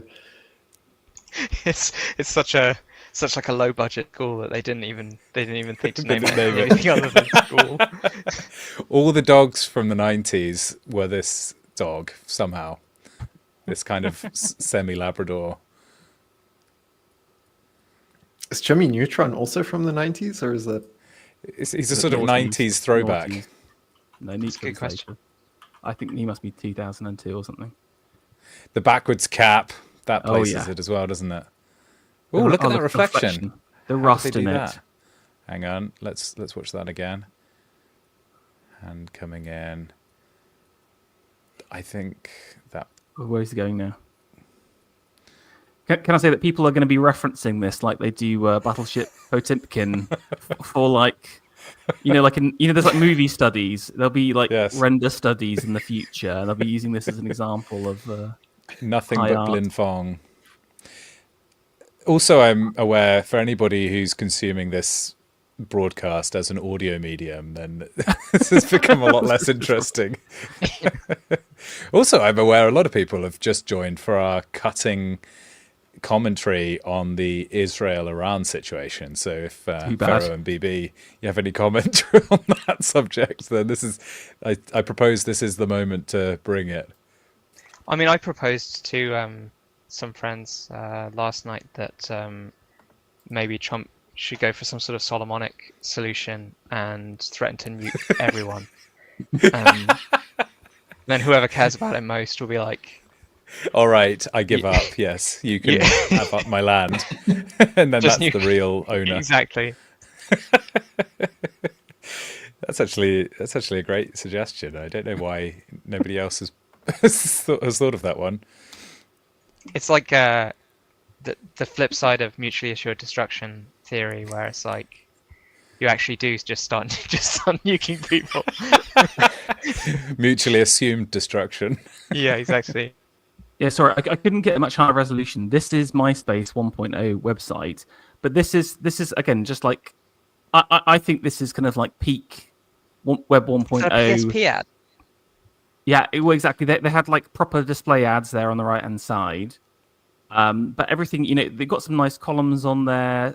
Everything's got like a unique color scheme. This is actually the beginning of the end because it's the professionalizing of web design, and it. Turning everyone into drones. So this seems. Am I right that on MySpace you could make your own style for your page? This seems suspiciously tasteful for a random person's MySpace. I'm pretty sure if I saw anybody's MySpace, they had some tiling image in the background that wasn't tiling at all. It was like a band photo where you could see it 4 times. Terrible, This is the default. Unreadable fonts everywhere. This is the default. Okay. Yeah, and then I think you are always friends with Tom, who is the creator as well. Again, just stuff like that. That's just another little chef's kiss addition. Where again, just imagine you're a startup and you just like force everyone to be friends with you. Are we just fully embracing the meme that conservatives only want to go back to the 90s now? Is that our official platform here? No. This is just a complicated aesthetic analysis of. Again, I think here's another interesting thing about Web 1.0 versus 2.0 in terms of content generation. So again, I'm in the space, so I know about it. If you're creating content for a website, where do you get the words for? So, say for example, imagine you're a medical website. Most content designers will just go and look up other websites and research other websites and effectively just nab what they've got. Even worse today, some lower tier content designers will literally just use AI to do this. The problem is that the web then fully becomes self-referential because it will only draw from other pieces. Now, what was interesting in the early stages of Web 2.0, they were pilfering from Web 1.0 sites. Right? Everyone was just stealing from those absolutely jank but very knowledgeable sites from experts. But now there's nothing new. If you do a search for a how-to or something like that, it's the same answer in 10 different websites, all stolen from someone else, just rewritten in a slightly different way, but packaged in a very beautiful and easy to read way. Now, the Web 1.0. People actually read books. People were actually subject matter experts and actually had a life outside of the internet. And just imagine hiring a content designer that went and actually did some research, actually carried out some research for their website. It's laughable to think about that nowadays. But the point is that our internet is only going to get worse because people will just keep the snail keeps eating its. Sorry, not snail. The snake keeps eating its tail. Whatever. You have the recursive snail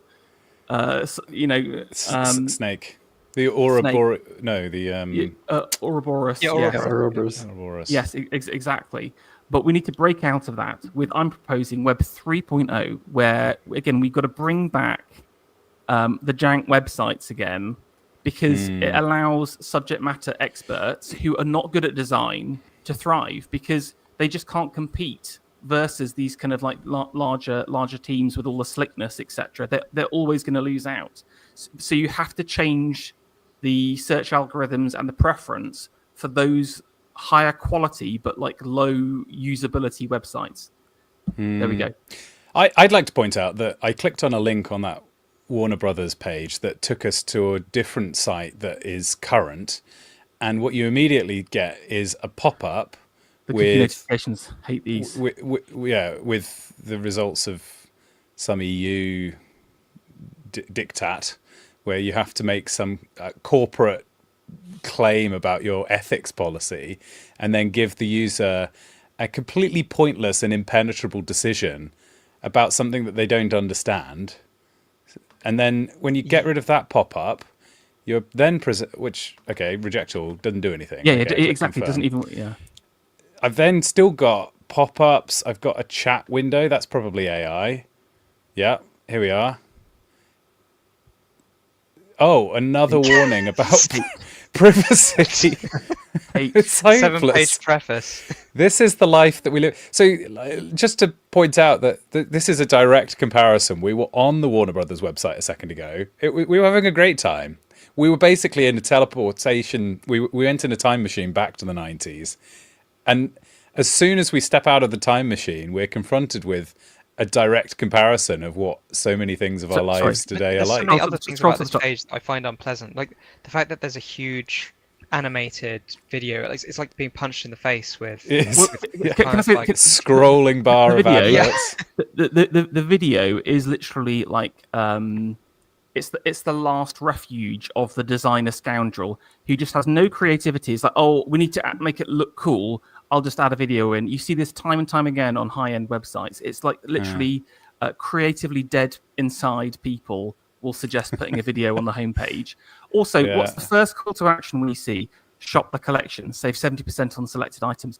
This is the victory of the conversionists, the marketing department. You know, the salesman. The A/B test. Yeah. Yeah, exactly. This is it. Well, with the previous site, we were exploring. We were like navigators in space, visiting new planets and new worlds of information. But here we are, but mere cogs in the consumerist machine of Looney Tunes, and I'm going to buy all of my. Let's examine how much of the screen is currently taken up by whimsy versus how much is taken up by corporate slop. So, HBO owns this bit of the page. Wizarding World, that's presumably a sub branch of Warner Brothers. This DC. Okay, next bit.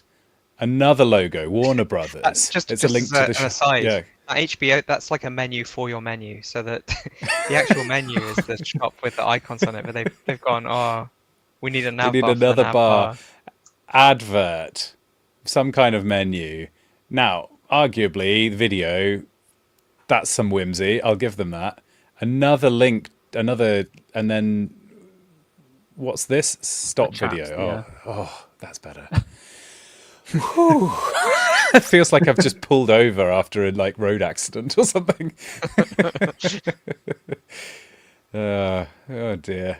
I mean, I suppose it's not really fair because I've got it in a small window, and arguably they're designing it for a bigger. Again, this is it. Responsive web. Again, it's a disaster. It's a disaster because when you're thinking mobile, you have to think. It's the same. It hasn't improved. When you think of mobile, it's even more stripped back. In Web 3.0, there will be no mobile browsers. Why are you even on your phone, dude? You should only be looking at the internet at home on your desktop after you've put the kids to sleep. Do you know what I'm saying? We should be not encouraging people to be checking out the internet on their phone. I'm against responsive web. It's a simplification. It's usability. And because anything simple ultimately means it's just pushing people down specific routes. Every time someone says that, I remember that that's an option. It's crazy how it just consumes your your world. Yeah. I don't know. I mean, this the video playing again. Oh, sorry. Yes, let me show I it again. found that that sort of A/B testing and like what directs the user to the next page thing has certainly made the experience of both the web and other social media apps much worse. I find Twitter. I mean, this is something that has really exploded since Elon took off, took over. Is this idea of attention and capturing your attention and promoting things into your timeline based on how well they capture your attention. But the problem is it just means that things that are bright and things that are animated end up in your timeline. The other day you realized that I had so many accounts I just needed to block because I wasn't getting anything from the content that was appearing there. And the only reason I was looking at it was because like when you've put something in front of a baby and it's a kind of shiny bright light, it's just distracting, and so you end up looking at it and then thinking, oh great, yeah, now I'll move to the next thing.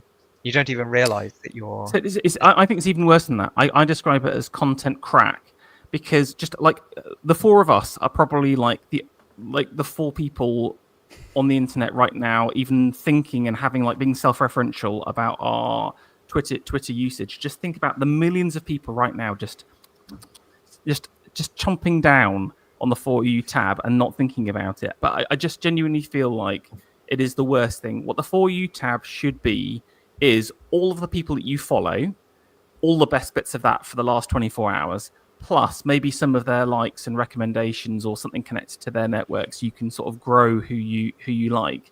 But it is just the worst stuff because, again, it's going back to Berian's point again. It's all about time on site for social media. How can we keep people on for as long as possible? So it's these perverse incentives. Rather than having a great web experience, they want a long web experience because that means more advertising revenue. I did feel when that video was playing, like the you know that old trope of when they would have a clock that would swing in front of your face and it would hypnotize you. Like I could. Yeah, I mean, it's exactly that. I mean, it's like if someone crawled up to your window every 5 minutes and blew a foghorn, you'd be constantly looking out of your window. It doesn't mean you're having a good time or you're enjoying the experience just because your attention has been directed now to the foghorn rather than what you were doing previously. And that's exactly what this stuff is. It's just like bright, animated, it's loud. It's not even a real chat, it just sends an article. You just know that this is coming up in a bug report like next week or something like that. he's trying to use our chat bot like a chat GTP or something. I don't understand what this guy's doing. I need one of those auto-clickers. Like, how easy would it be to integrate AI into a website? Can you ask him an existential question? Can you ask him some scatological question, please? Oh, God. To get back to the topic. Was this the initial topic of the stream? Oh, interesting. Oh, I don't really want... They've maybe filtered. Should we see what other forbidden topics there are? Yeah.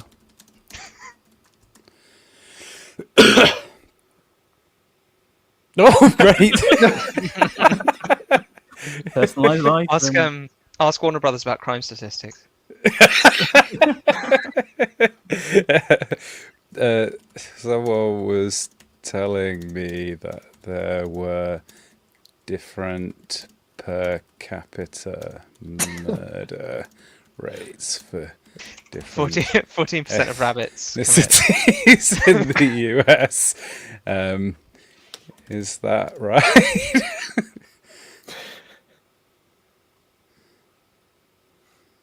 Ooh. Oh, I think they're dog whistling with this.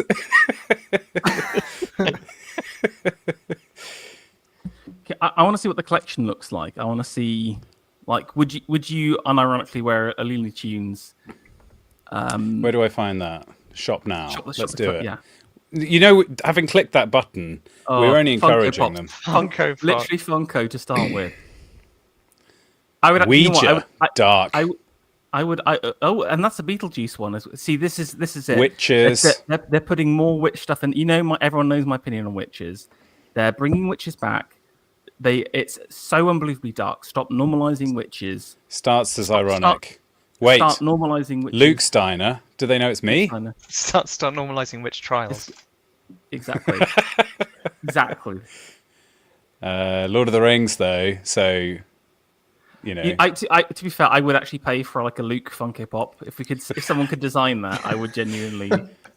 You mean of me rather than the Gilmore Girls yes, character?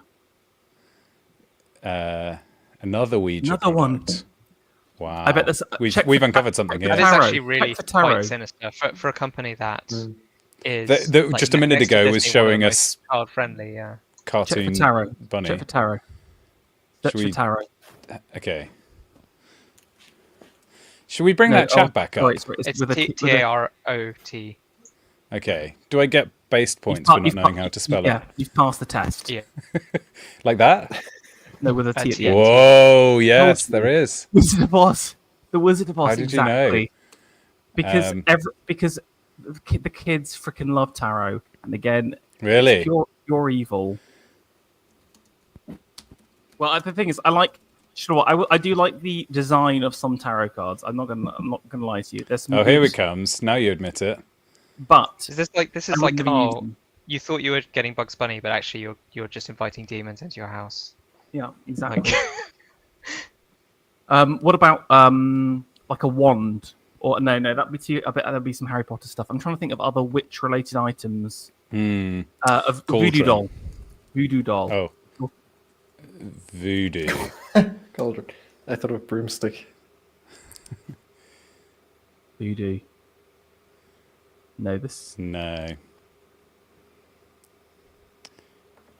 How about spell? Ritualistic dagger. I smell snow. They're not going to actually sell a weapon, are they? Oh! What? There are blades for sale on the Warner Brothers store. Should we order a deluxe plastic machete? No, thank you. Luke, I mean, I've got to be honest with you. Out of all of us, you're the kind of guy I imagine, like, either has or aspires to getting like a genuine replica of a Lord of the Rings sword. Is that true? I don't have a replica sword, but no, I could imagine. I could imagine owning such a thing. Yeah, that'd be kind of cool. I'm not against that in concept. I mean, could come in useful. If I ever got attacked, I could reforge the sword, the blade that once was broken, and swing it about. You get attacked. Excuse me. Wait a moment. I need to reforge the blade. Can you pause? Because I dropped it last week. Can I just say that actually, from a materials perspective, the reforging thing, as I understand it, typically is like actually for bronze blades because of the again what they do in Lord of the Rings, for example, which is sort of stick it together and then kind of reheat it so it sticks together. But the problem is you've still got the fault lines on the blade. It would break into pieces immediately. Yeah, exactly. But what you'd have to do is to either like melt down the whole blade and then beat it out again, for example. Or again, like for example, when I mentioned Siegfried remaking his sword, he actually pours it into a mold, which shows that the original story was for a bronze sword. Have you ever seen the Bronze Age sword molds? Have you ever seen bronze? Okay, firstly, you got to search for Minoan Bronze Age sword, which is pretty amazing. Firstly, okay. Let me reshare. This one of these ones. How old are these? There we go. Scroll down. I mean, this is like a 2,000 years. I mean, look at the handle. Look at the detailing and stuff like that on the handles, etc. Little bit wibbly. Well, I mean, that's. Go on. That's. I just that wanted to say you wasn't that wibbly when it was forged. He just bent it back into shape. Yeah, I think. Yeah, Aren't there I mean, accounts of it where if you literally just hit someone over the head with the flat of the blade, it would probably bend. they're that bad. I guess 2,000 years ago, this is the same era as the gladius, right? Why were they into these like stubby little, basically glorified daggers? It's earlier than that. This is Mycenaean, so it's before the Greeks. It's before the Greeks. It's kind of like proto-Greeks civilization. But again, it looks like Atlantis. The aesthetics are so beautiful already. I mean, that's older than that's like 3,000-year-old. Right? Yeah. I was off quite a bit there. Yeah, that makes sense. If you search for Bronze Age sword mold, because again, that's quite interesting, because they literally just mass produce them.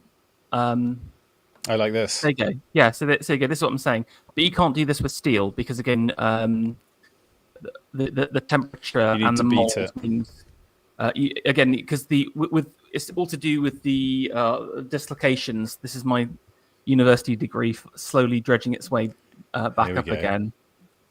But with bronze, you can just literally cast it into the molds. So they would literally sort of mass manufacture them. But I sort of love the bronze, the kind of bronze smithing as opposed to because there's different types of smith. There's blacksmith, but there's also whitesmith as well. What's the difference? The whitesmith specializes in tin and lead work, and again, blacksmith is specifically for steel and ironwork because it's a different process, and it's different temperatures, it's different tools you need to work the metals, and I don't know what a bronze smith would be called because I think they were sort of out of favor before whatever the English language formed. Right. But I imagine they had their own special name for it because again, it's a different process. But I know. I think the aesthetic is very beautiful. Okay, you see those axes on the left-hand side you just scrolled past. Here's another interesting fact. I'm just doling them out today. Did you know that the Minoan name for a double axe like that is like a labrix or something like that? And people think that maybe the word labyrinth is derived from these double axes, which would be on the walls of the building. Yes, Minoan. I do somehow connect that with the Minotaur. Oh, I guess it's just the name now I think about it. Minotaur, Minoan. No, it was in Minoan civilization. Minoan civilization. What's the guy's name now? I've forgotten. Midas. It's Daedalus is the inventor, isn't it? Who is from who. Again, his story is really interesting because he was jealous of his student, and he pushed him up down a ladder to kill him. They specifically mentioned that, and then he runs away to the Minoans, so he wasn't killed by the Athenians. And then they're basically like, "Oh yeah, we can't let you leave now because you're just too damn good." Here's a rogue opinion. I think stuff made out of bronze looks better than stuff made out of gold. I think it's a warmer, nicer kind of color. Because you're not around proper gold enough, Luke. Let's be honest. Yeah, that's probably true. How much gold are you around? Yeah, very little. That's fair. But I just imagine as an interior decoration point, like a giant golden. Okay, I'll say this or something. Okay, I don't want to nerd out about this, but it's because the gold finishes you see are not proper gold. Okay, there's loads of different levels. So the best way to the best gold effect is from mercury brazed gold. So this is what have you seen the statue of Marcus Aurelius? And he's kind of partly golden, partly bronze. The reason for it is they basically have applied a thin layer of gold to the surface of the statue. And again, I don't know if you know this, but gold dissolves in mercury. So here's what you do. Firstly, you dissolve your gold. Yeah, you can see it on the bottom left there. You can see some of the gold shining through. Isn't this a bronze statue? This is totally supporting my point. It's bronze, but it's been gilded with gold, and it's obviously worn. Most of it's worn away. But this is the proper gold effect. While most of the gold effects you see today are either CVD, which is like a nano dispersal on the surface of the material, or they'll use inferior gold. But look at the gold on there. It's a different surface finish. It's a different hue and different quality. That's pretty cool. I like that. Imagine that in pure gold. Wow. Yeah. But the problem is that it's actually illegal. Or it's not. It's not illegal, but it's not really allowed to do this process anymore because you have to use so much mercury during the process. And you literally burn the mercury off. So you dissolve the gold, apply the mercury to the surface, and then burn it off with a brazing torch. And that produces a different kind of luster, a different surface finish than just pure gold. That's right. Well, then the other way is you can just literally apply gold leaf on the surface, but it's just not the same. It's just not the same as a brazed, because there's like overlaps and stuff, and a lot of the stuff you see is actually gold leaf applied as opposed to properly braised gold. Anyway, I will stop talking because this is like it's become art stream. Well, apparently a coppersmith used to be called a redsmith. So there's blacksmiths, whitesmiths, and then redsmiths as well, which is very alchemical. I just found that interesting. Like that. Now, the question that we were debating just before Black Horse disappeared, that I was intending to ask both of our new guests was, is it actually better spiritually for a Christian to be living in an Iranian theocracy like Iran than in the Vanity Fair / the Gomorrah and Sodom of the modern West? Should we all go and move to live under the Ayatollah? No, well, I don't. I mean, that second question, I'd say no, because God has placed us where we are, and I think it's only in exceptional circumstances that people should move. You should move out of their circumstances. Like those occasions exist, right? But for the most part, we should live where God has placed us and worship there. But that first part is actually I think that's quite a hard question to answer. I disagree. I think it's all relative and contextual to like your background, and God knows exactly who you are in your specific context, the challenges you've had, and not to get too Calvinistic about it, but placed there in that specific point in time, predestined. Because otherwise, I think that surely, I'm just trying to think about it from a verse perspective. The only counter to that is around maybe something like the talents verse, where we know that there's this inequality in ability and also an inequality in spirituality in people. For example, references to the milk versus the meat of spirituality at the same time. So there's different individual levels and abilities. But surely from a true moralistic perspective, two people, even though they have different talents, different spiritual abilities, so long as they give what they've got, that's the important. That's always the teaching. For example, the what's it, the 2 pence donation to the temple in silent or whatever. There is always that contextuality at the same time. So I would say we shouldn't be chasing I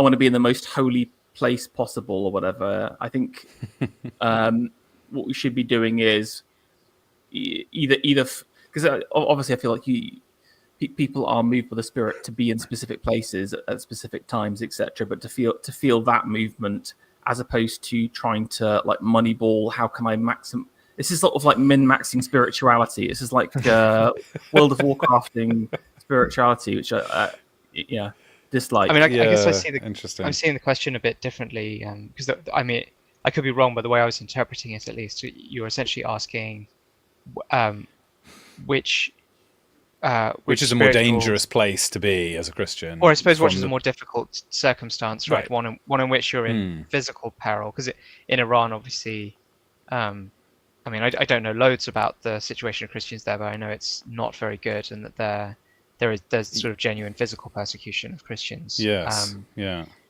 Whereas but as far as I know, there isn't sort of.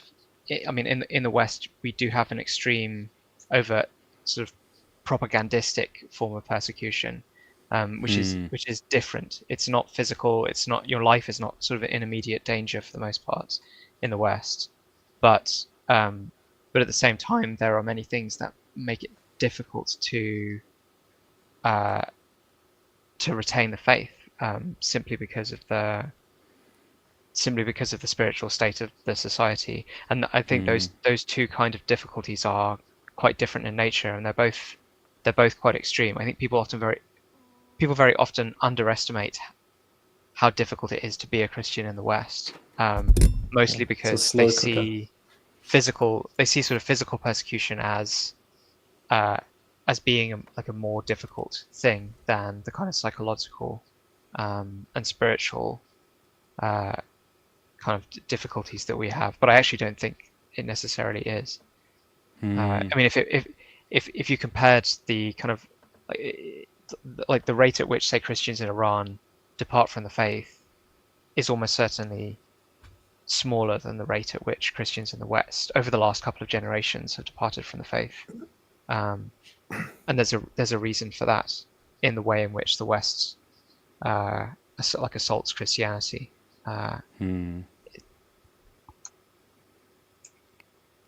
Ferry, you've put a link in. I was just curious. Everyone's saying, that your physicality is more dangerous in Iran, and I wondered if that's true anymore. But apparently it is true, but less than you might think. I mean, the murder rate is definitely worse, and more violent crime. So there's three times the violent crime, about 3 times the murder rate. But then with drugs. Although interestingly, if you look at the prisoners, they've got 2 times the prisoners of the UK. Very based. I think is that raw numbers? What's the population of the 2 countries? I mean, when I was talking about safety, I was talking about specifically Christians. I know that Christians have been jailed in Iran, and I think there's like an element of physical danger simply for being a Christian. Now, my knowledge is limited, so I don't want to say for sure I know how extreme it is, but obviously, like in the West, that's not a danger we tend to have to think about very much. No, but you might be arrested for praying in public or going to church on a Sunday. These things have absolutely happened. I mean, if you preach in a public place, you could definitely risk physical harm, depending on the portion of scripture you're preaching on. But realistically, it would be a bit much for us to go around saying, "Oh, we're persecuted. We're in fear of our lives for practicing our faith." Most of the time, we are able to go to church and evangelize and etc. without any. I think unless you're pretty paranoid, then most of the time you don't have anything to worry about, which is not true in other countries. So it's I find it a strange position to be in, because I think most people aren't really. I've attended a couple of confirmations recently, and in our church, a part of the rite is that you basically say you're willing to die for this faith, that you're just being confirmed in. And then, I just ask myself, how many people are actually really willing to die, not just for their faith if they're a Christian, but in general for anything? Who's actually willing to die for anything in our society? And good shout there. Sorry. Yeah, well, it gives you a lot of orientation if you are, but I think it's also why people are such sheep nowadays. There's something really interesting there, because I think this is sort of tied into ideas of honor as well. I was every single night I do a Bible reading, a story time, and I've been adding in a poetry reading with my children before they go to bed every single night. And I did the Charge of the Light Brigade. And I don't know if you know much about it at all, but it's during the Crimean War. But this captain gets the wrong command, and a cavalry regiment basically charge directly into guns to try and destroy the cannons, and they lose 80% of men. If you scroll down, there's a good line coming up. It's like theirs is to do and die. Just search for die, maybe. Oh, there you go. Here we are. Give us a dramatic reading of verse 2 there. Forward, the Light Brigade. Was there a man dismayed? Not though the soldiers knew someone had blundered.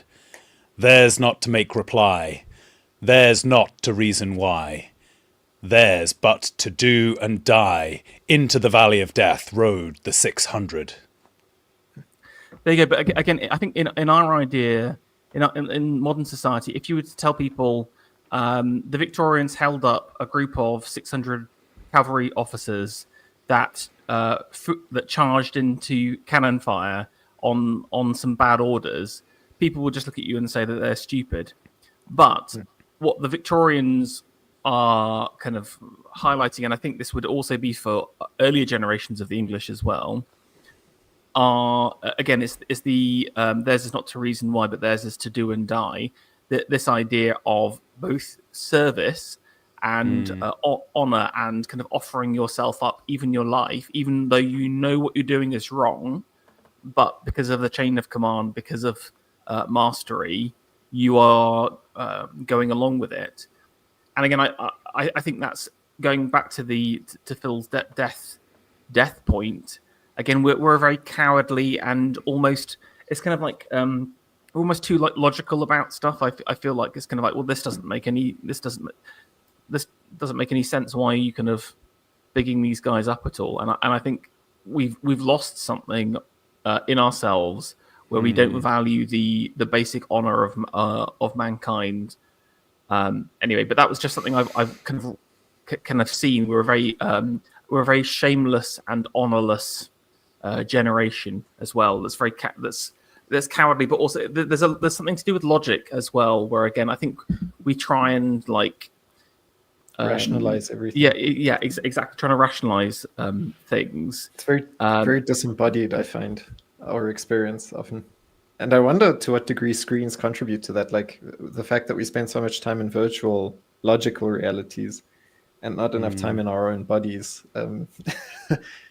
creates this strange dynamic. Because if you live a much more rough and tumble life, I think you're much more willing to play the game of risk with death in a sense. So I find that very interesting. I need to read. I like Tennyson, so I need to read more of his stuff. I think Tennyson's incredibly underrated, because he, in his time, he was kind of, he was the poet laureate for ages, and he was kind of known as the kind of bland center poet. But he's an incredibly good poet, and I think because of the decline of the imperial style in our culture, he's been. And he wasn't ever like a bit of a... he wasn't as much of an eccentric as someone like Rudyard Kipling. So I think his poetry has been mostly... Well, yeah, it has been mostly forgotten. There's only like 2 or 3 poems that people will know of his usually. And he's really good. Do you want a good Kipling Christian one? Yeah. It's something like when all the hold on a second.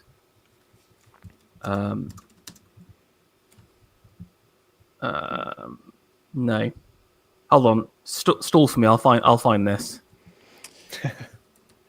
I know we were only bringing up Kipling originally because as a comparison of a worse poem. So yeah, because people know Kipling and people don't know Tennyson, right? Okay. Yeah. Now we've ended up diving into the path more well trodden. But I've got okay. When Earth's last picture is painted. When Earth's last. This is a lovely picture. Christian one. I'm going to just revert back to Google, and then here we are.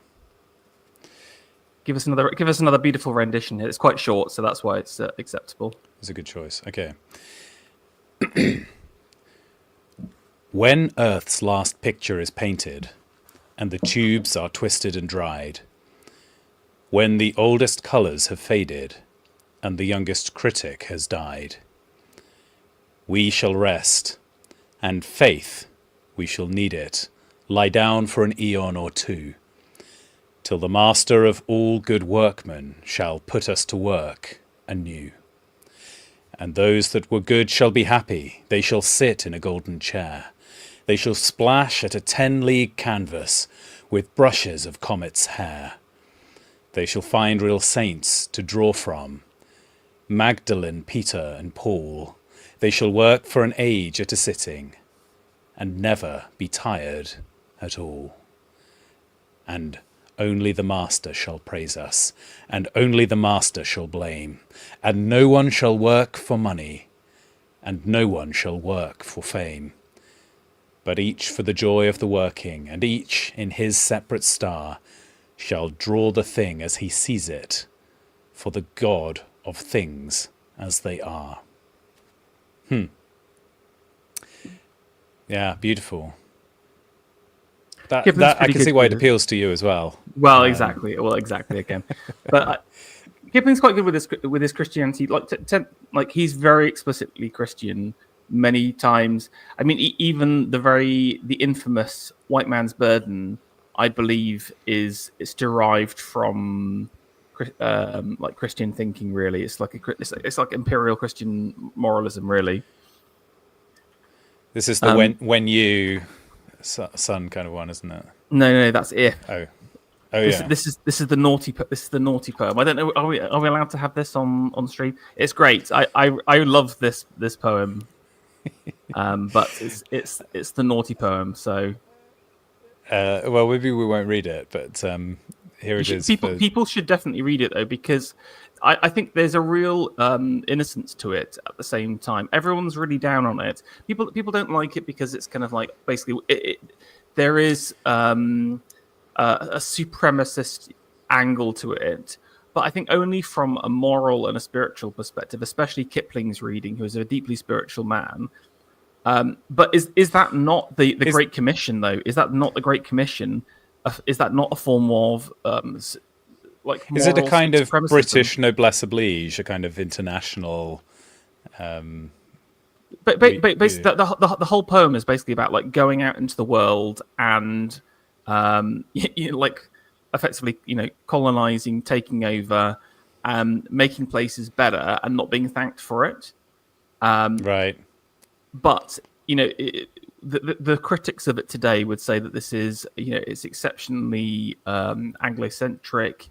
It's about saying that we're the moral superiors of other people. But I mean, again, like I said, is not the Great Commission about superiority, which says, I know what moral truth is, and I'm going to tell you what it is, and you don't know what it is, and it's a similar idea. I think you could attack the colonial angle of it, but I think it's more complicated than that. I guess if the premise is that the West is the cradle of Christendom at that time, I could see why the criticism is then maybe mention that more explicitly, because otherwise, that has not been the case throughout all of history. So, yeah, for sure. But I think at this specific time, this is 89. This is peak kind of like international ministry, and also I think you got to understand the importance or how ministry was tied into imperial ambition as well. The Mr. Livingston, I presume that moment where I forgot the adventurer's name, meets up with Livingston, but Livingston's a missionary walking his way through Africa. Anyway, but you should read Kipling and you should read Tennyson. Tennyson is kind of like less explicitly Christian, but I think obviously his grounding is in Christian understanding and teaching. And if you read through, for example, Idylls, which is like his big King Arthur poem, I think there's. Sorry. Well, if Luke wants to pull it up, I put a link in the chat. The second to last paragraph, I think, is very nice. That kind of stuck with me, just the imagery of it.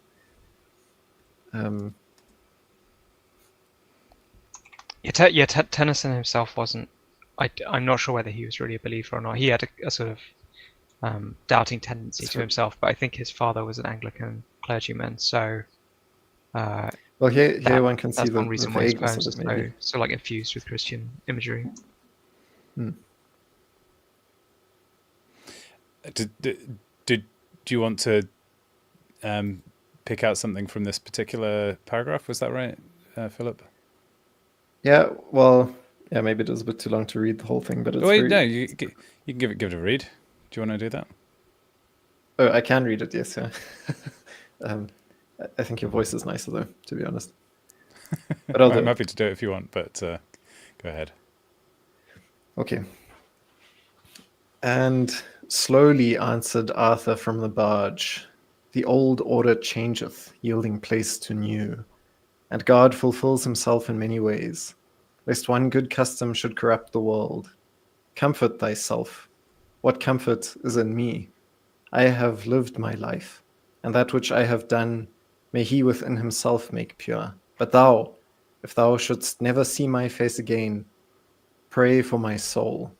More things are wrought by prayer than this world dreams of. Wherefore let thy voice rise like a fountain for me night and day. For what are men better than sheep or goats that nourish a blind life within the brain, if, knowing God, they lift not hands of prayer both for themselves and those who call them friend?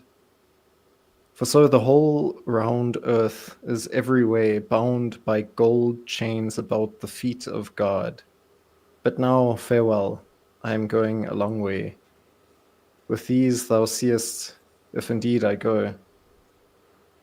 For all my mind is clouded with a doubt, to the island valley of Avilion, where falls not hail nor rain, or any snow, nor ever wind blows loudly, but it lies deep-meadowed, happy, fair, with orchard lawns and bowery hollows, crowned with summer sea, where I will heal me of my grievous wound.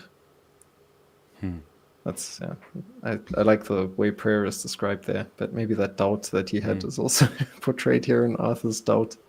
It's interesting. But this is a good example of the whole of Idylls, though, because this is the death of Arthur. He's just been stabbed by Mordred, and then gets sent across on a barge, surrounded by weeping women, to Avalon, which is kind of like there's a really good image that I'll have to show you in a second of that scene. But Avalon is kind of like this kind of mystical. You know how whatever the hobbits go to the east at the end of Lord of the Rings, that he takes it from this from Mort to Arthur. It's almost kind of like a magical realm, and his wound will be healed, and part of the prophecy is that Arthur will rise again at England's darkest hour. So this is kind of like the end, but also the beginning of something in the future as well. So that's kind of some of the temperament behind it. But the verse is all free. Can you see this? It's not rhyming, but it's still done in an epic style. And I personally don't really like free verse typically. I'm a simple man. I like a rhyme. But tennis. The one you got me to read nice. Was almost like Ti-tum. Well, again, I have fallen out with many people about this. Kipling is very, very simple technically. That's his downside. He's like, I would describe him like mentally as like 9 out of 10, but his rhyming technique is like 5 out of 10. Very, very simple. A bit like someone like Keats.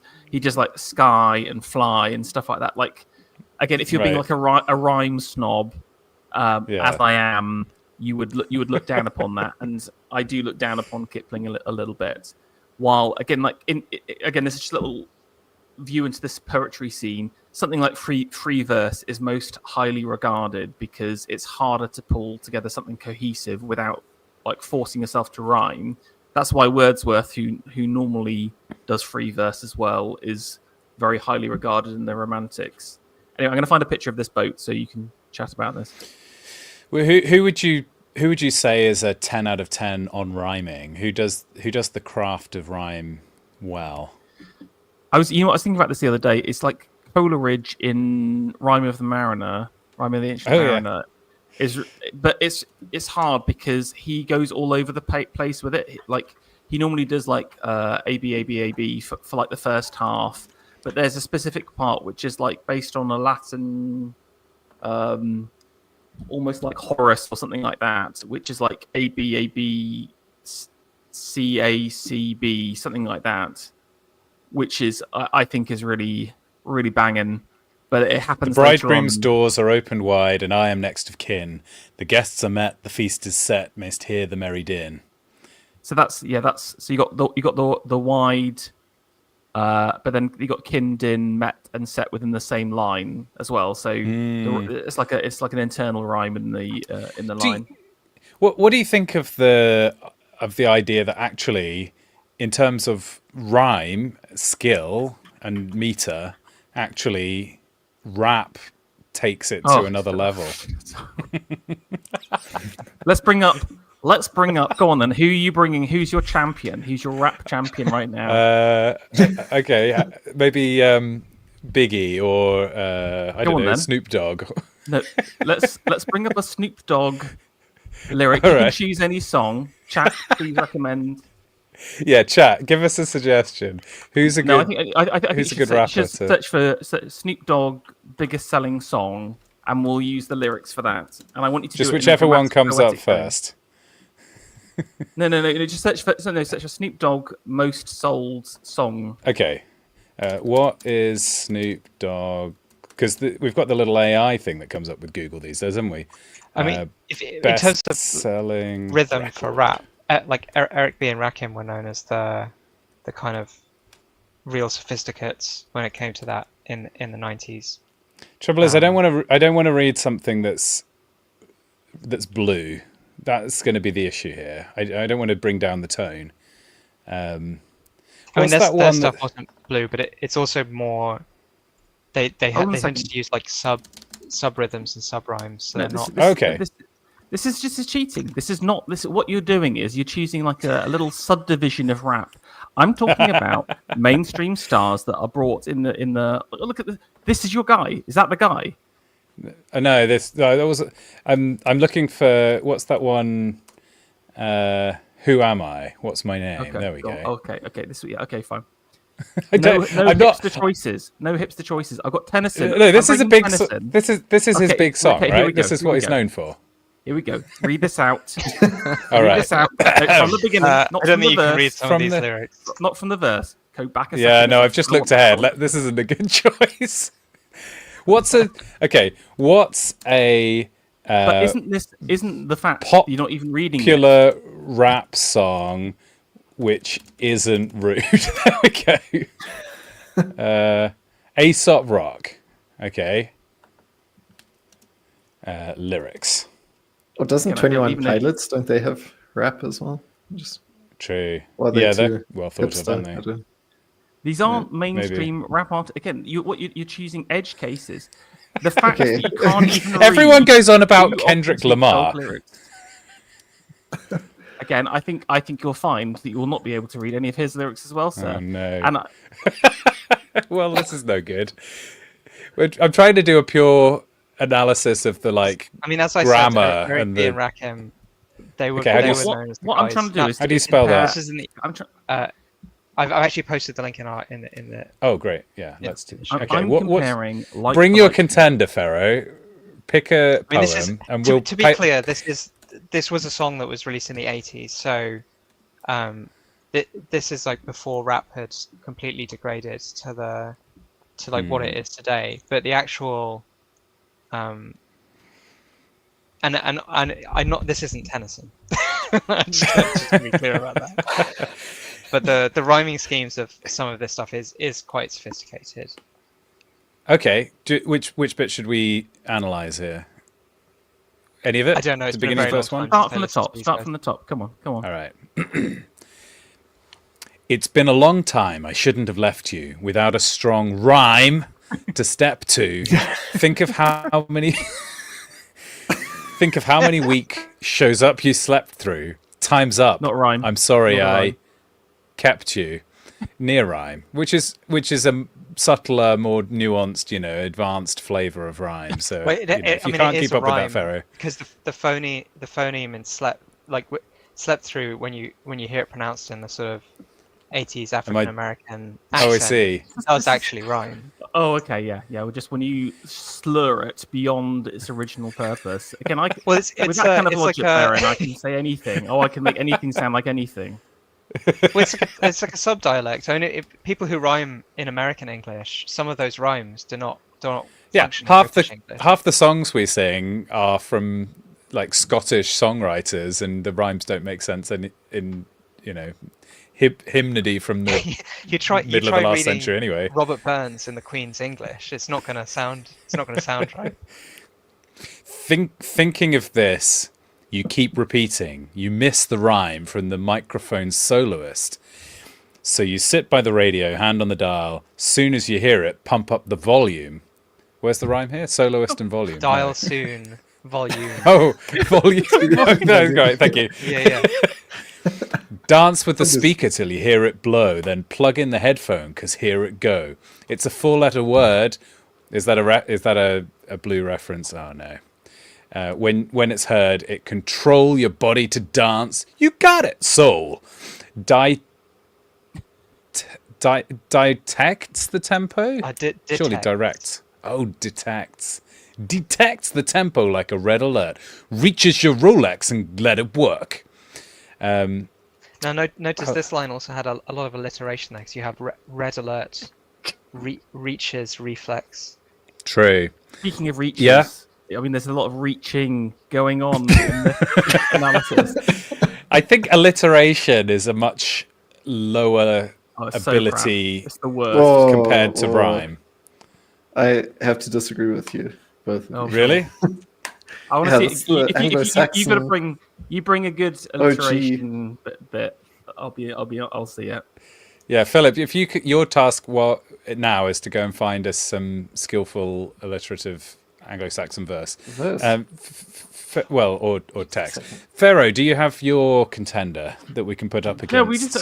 We just went through. I thought we just had some good examples there. Just Denison and why don't we bring up Saint Kanye, Gold Digger, Dr. Zeus.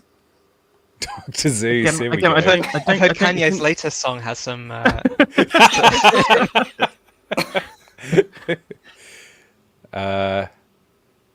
right, let's go. There you go. There's the first verse.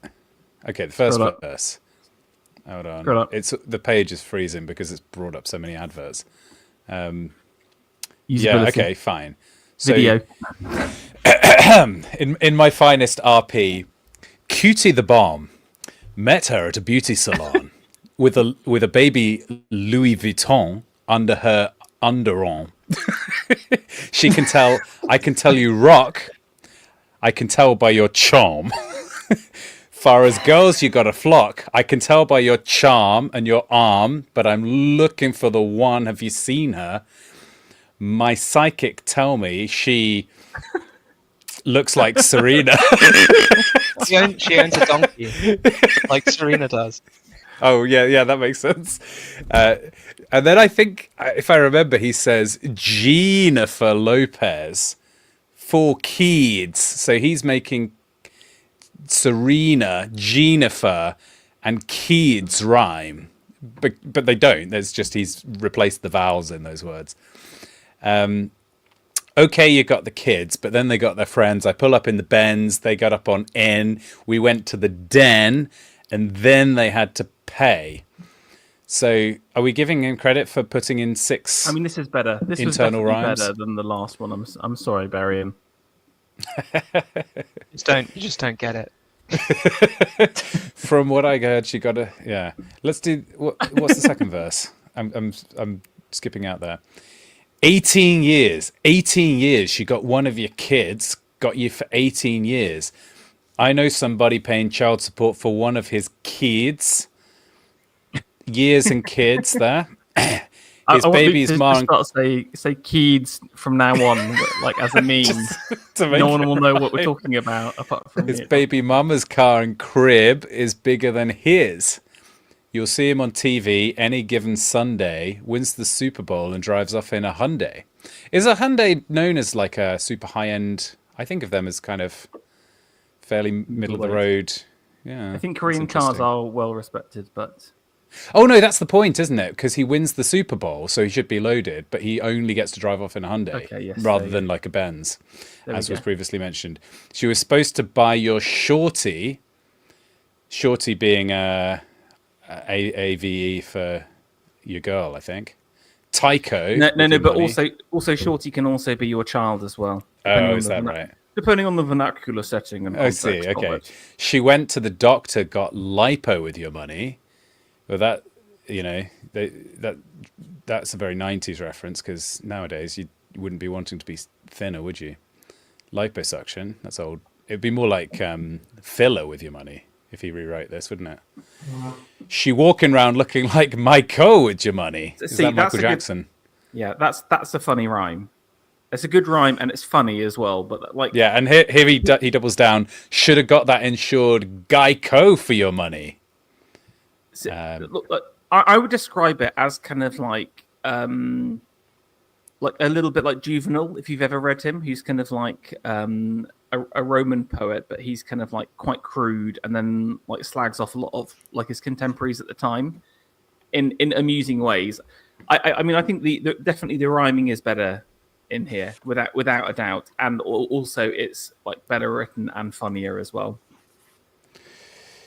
Apparently, just. Go on. I'm just saying you have to just like mess with the words so much. It's like I do appreciate what you were saying about that people have different accents, etc. And again, part of what rap is trying to do is to play with the words a little bit. But like some of the stretches and leaps are just preposterous. Yeah, it's not hard to make stuff rhyme if you're prepared to just pronounce the word differently, because any word can rhyme at that point. So you do, I think you lose some points if you're relying on the person performing it to kind of massage the word into place. And Asta had a point about Tennyson, but go ahead. Sorry, just quickly, one thing. I think that's a really interesting thing about performance. And actually, I think, again, poetry has this ability that anyone can read it. Or not anyone can read it, actually, but... a lot of people can read it and it still has its power, while rap, like part of its strength is that it's a performance and an entertainment more than a literary form. And I think that's what its appeal is, isn't it, really? It's a charismatic African-American dancing around on stage, messing around with the words and, making you laugh. Anyway, sorry. We've got to help. Phil has got his book. He's been patiently waiting in the corner. But maybe do your analysis searching. Yes. Yeah. Tell us, what's in your book? So this is the master of alliteration himself. I don't know if that's true, but it's Tolkien, because it comes from the Anglo-Saxon way of doing poetry, the alliterative verse. But let me read to you. Let me perform for you a section out of The Fall of Arthur. Alone then, long, lowering, paced he. In his bosom there burned under black shadow a smouldering fire whose smoke choked him. His mind wavered in a maze walking between fear and fury. At first his thought, hunger hunted from his hold wandered, by lust allured to its long torment. But he guessed that Guinevere had greeting sent by secret servant over sea speeding to Lancelot, love recalling, and his aid asking in her evil day. Should bands kindred to battle hasten, and the fair lily on the field sable once more be seen marching proudly, Arthur to strengthen, ill were boded to his plot and purpose. Don't know if I read that correctly now, but yeah, that's thus he pondered long. Just as an example. Now, Phil, that was good, but have you heard of Eric B. and Rakim? Because I think. Okay. I think what was good about that, though, the illustrations were cartoon, and he kept putting in like same lines occasionally as well, making a bit of variation. I think any alliteration more than 2 should just not be allowed. Full stop. I think it just becomes just too. It's just too overbearing and too false. Oh yeah, this is the death of Arthur scene. Is brought up. This is by Rossetti, I think. But you can sort of see Arthur's body. You can see his beard between. There's sort of 3 girls at the front. If you look between the 2 of them, you can just see his beard. Yeah. There we go. That's right. Yeah, and these are all kind of like celestial maidens. They're actually kind of like witches as well. So like Nimue, who is the Lady of the Lake, is one of the handmaidens as well, who sort of waits upon him. But I love this illustration. But anyway, Phil, I thought that was a good example. I'm going to say that was decent. Credit, yeah. Thanks. Thank you. Thanks. We've just passed the 2.5 hour mark, so I'm wondering if we should bring proceedings to an end. What do you reckon? Yeah, I mean, I was about to say I'm going to have to head off in a minute anyway, I'm afraid. Well, before we go, let me give another reminder to people to use the link in the description and sign up for the weekend retreat, which is in 3 weeks and is going to be awesome, and you will not want to have missed out on that. So yes, it's going to be awesome. There's a video from last year if you want to hear people waxing poetic about a weekend retreat. What about you guys? Is there anything you want to plug or promote or tell people about in general? Nothing No, from me, definitely other than silence. you should go to Lambda's retreat. Sounds wonderful. It is. It's going to be great. Well, all the previous ones have been great, and I see no reason that this one will not be equally awesome.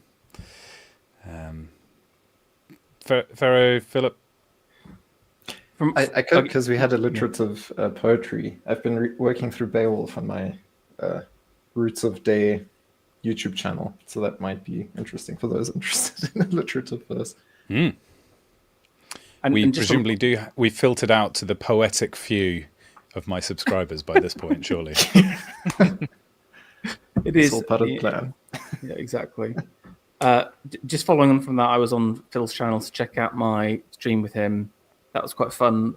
Talked a lot of just me prattling on. So if you enjoyed me prattling on here, check out more prattle there. Also, got something. I've got an interesting announcement at the end of the month, art related. I won't say anything more than that. To keep your ear to the ground, subscribe to the Twitter, and listen out for that. Also on Lambda's Gauntlet, if you haven't checked that out as well, go back, and that was a lot of fun. So, yeah, true. That's not on this channel. So I, as far as I know, only 1/3 of the people who are subscribed to this channel are actually subscribed to my other channel. So probably 2/3 of the people listening to this aren't even aware of the Gauntlet. So yeah, go over to Lambda rather than Lambda Bible Studies and enjoy. Lots of very fun and I like to think that there were some deep and meaningful conversations in there, as well as it just being frothy and lighthearted. I kind of lure people in with a come for the silly format, but stay for the insightful guests. That's what I like to think that I provide over there. No, it was really. I had a lot of fun. So, if you want to hear one of your favorite e-celebs chat away to Luke, then check it out. But that's it. Good. All right. Well, thank you very much, guys, for joining me. And until we 3 meet again, well, we 4. We didn't even talk about Shakespeare. Well, next time we'll talk about the Bard. How about that as a hook, as a promise? Sounds great.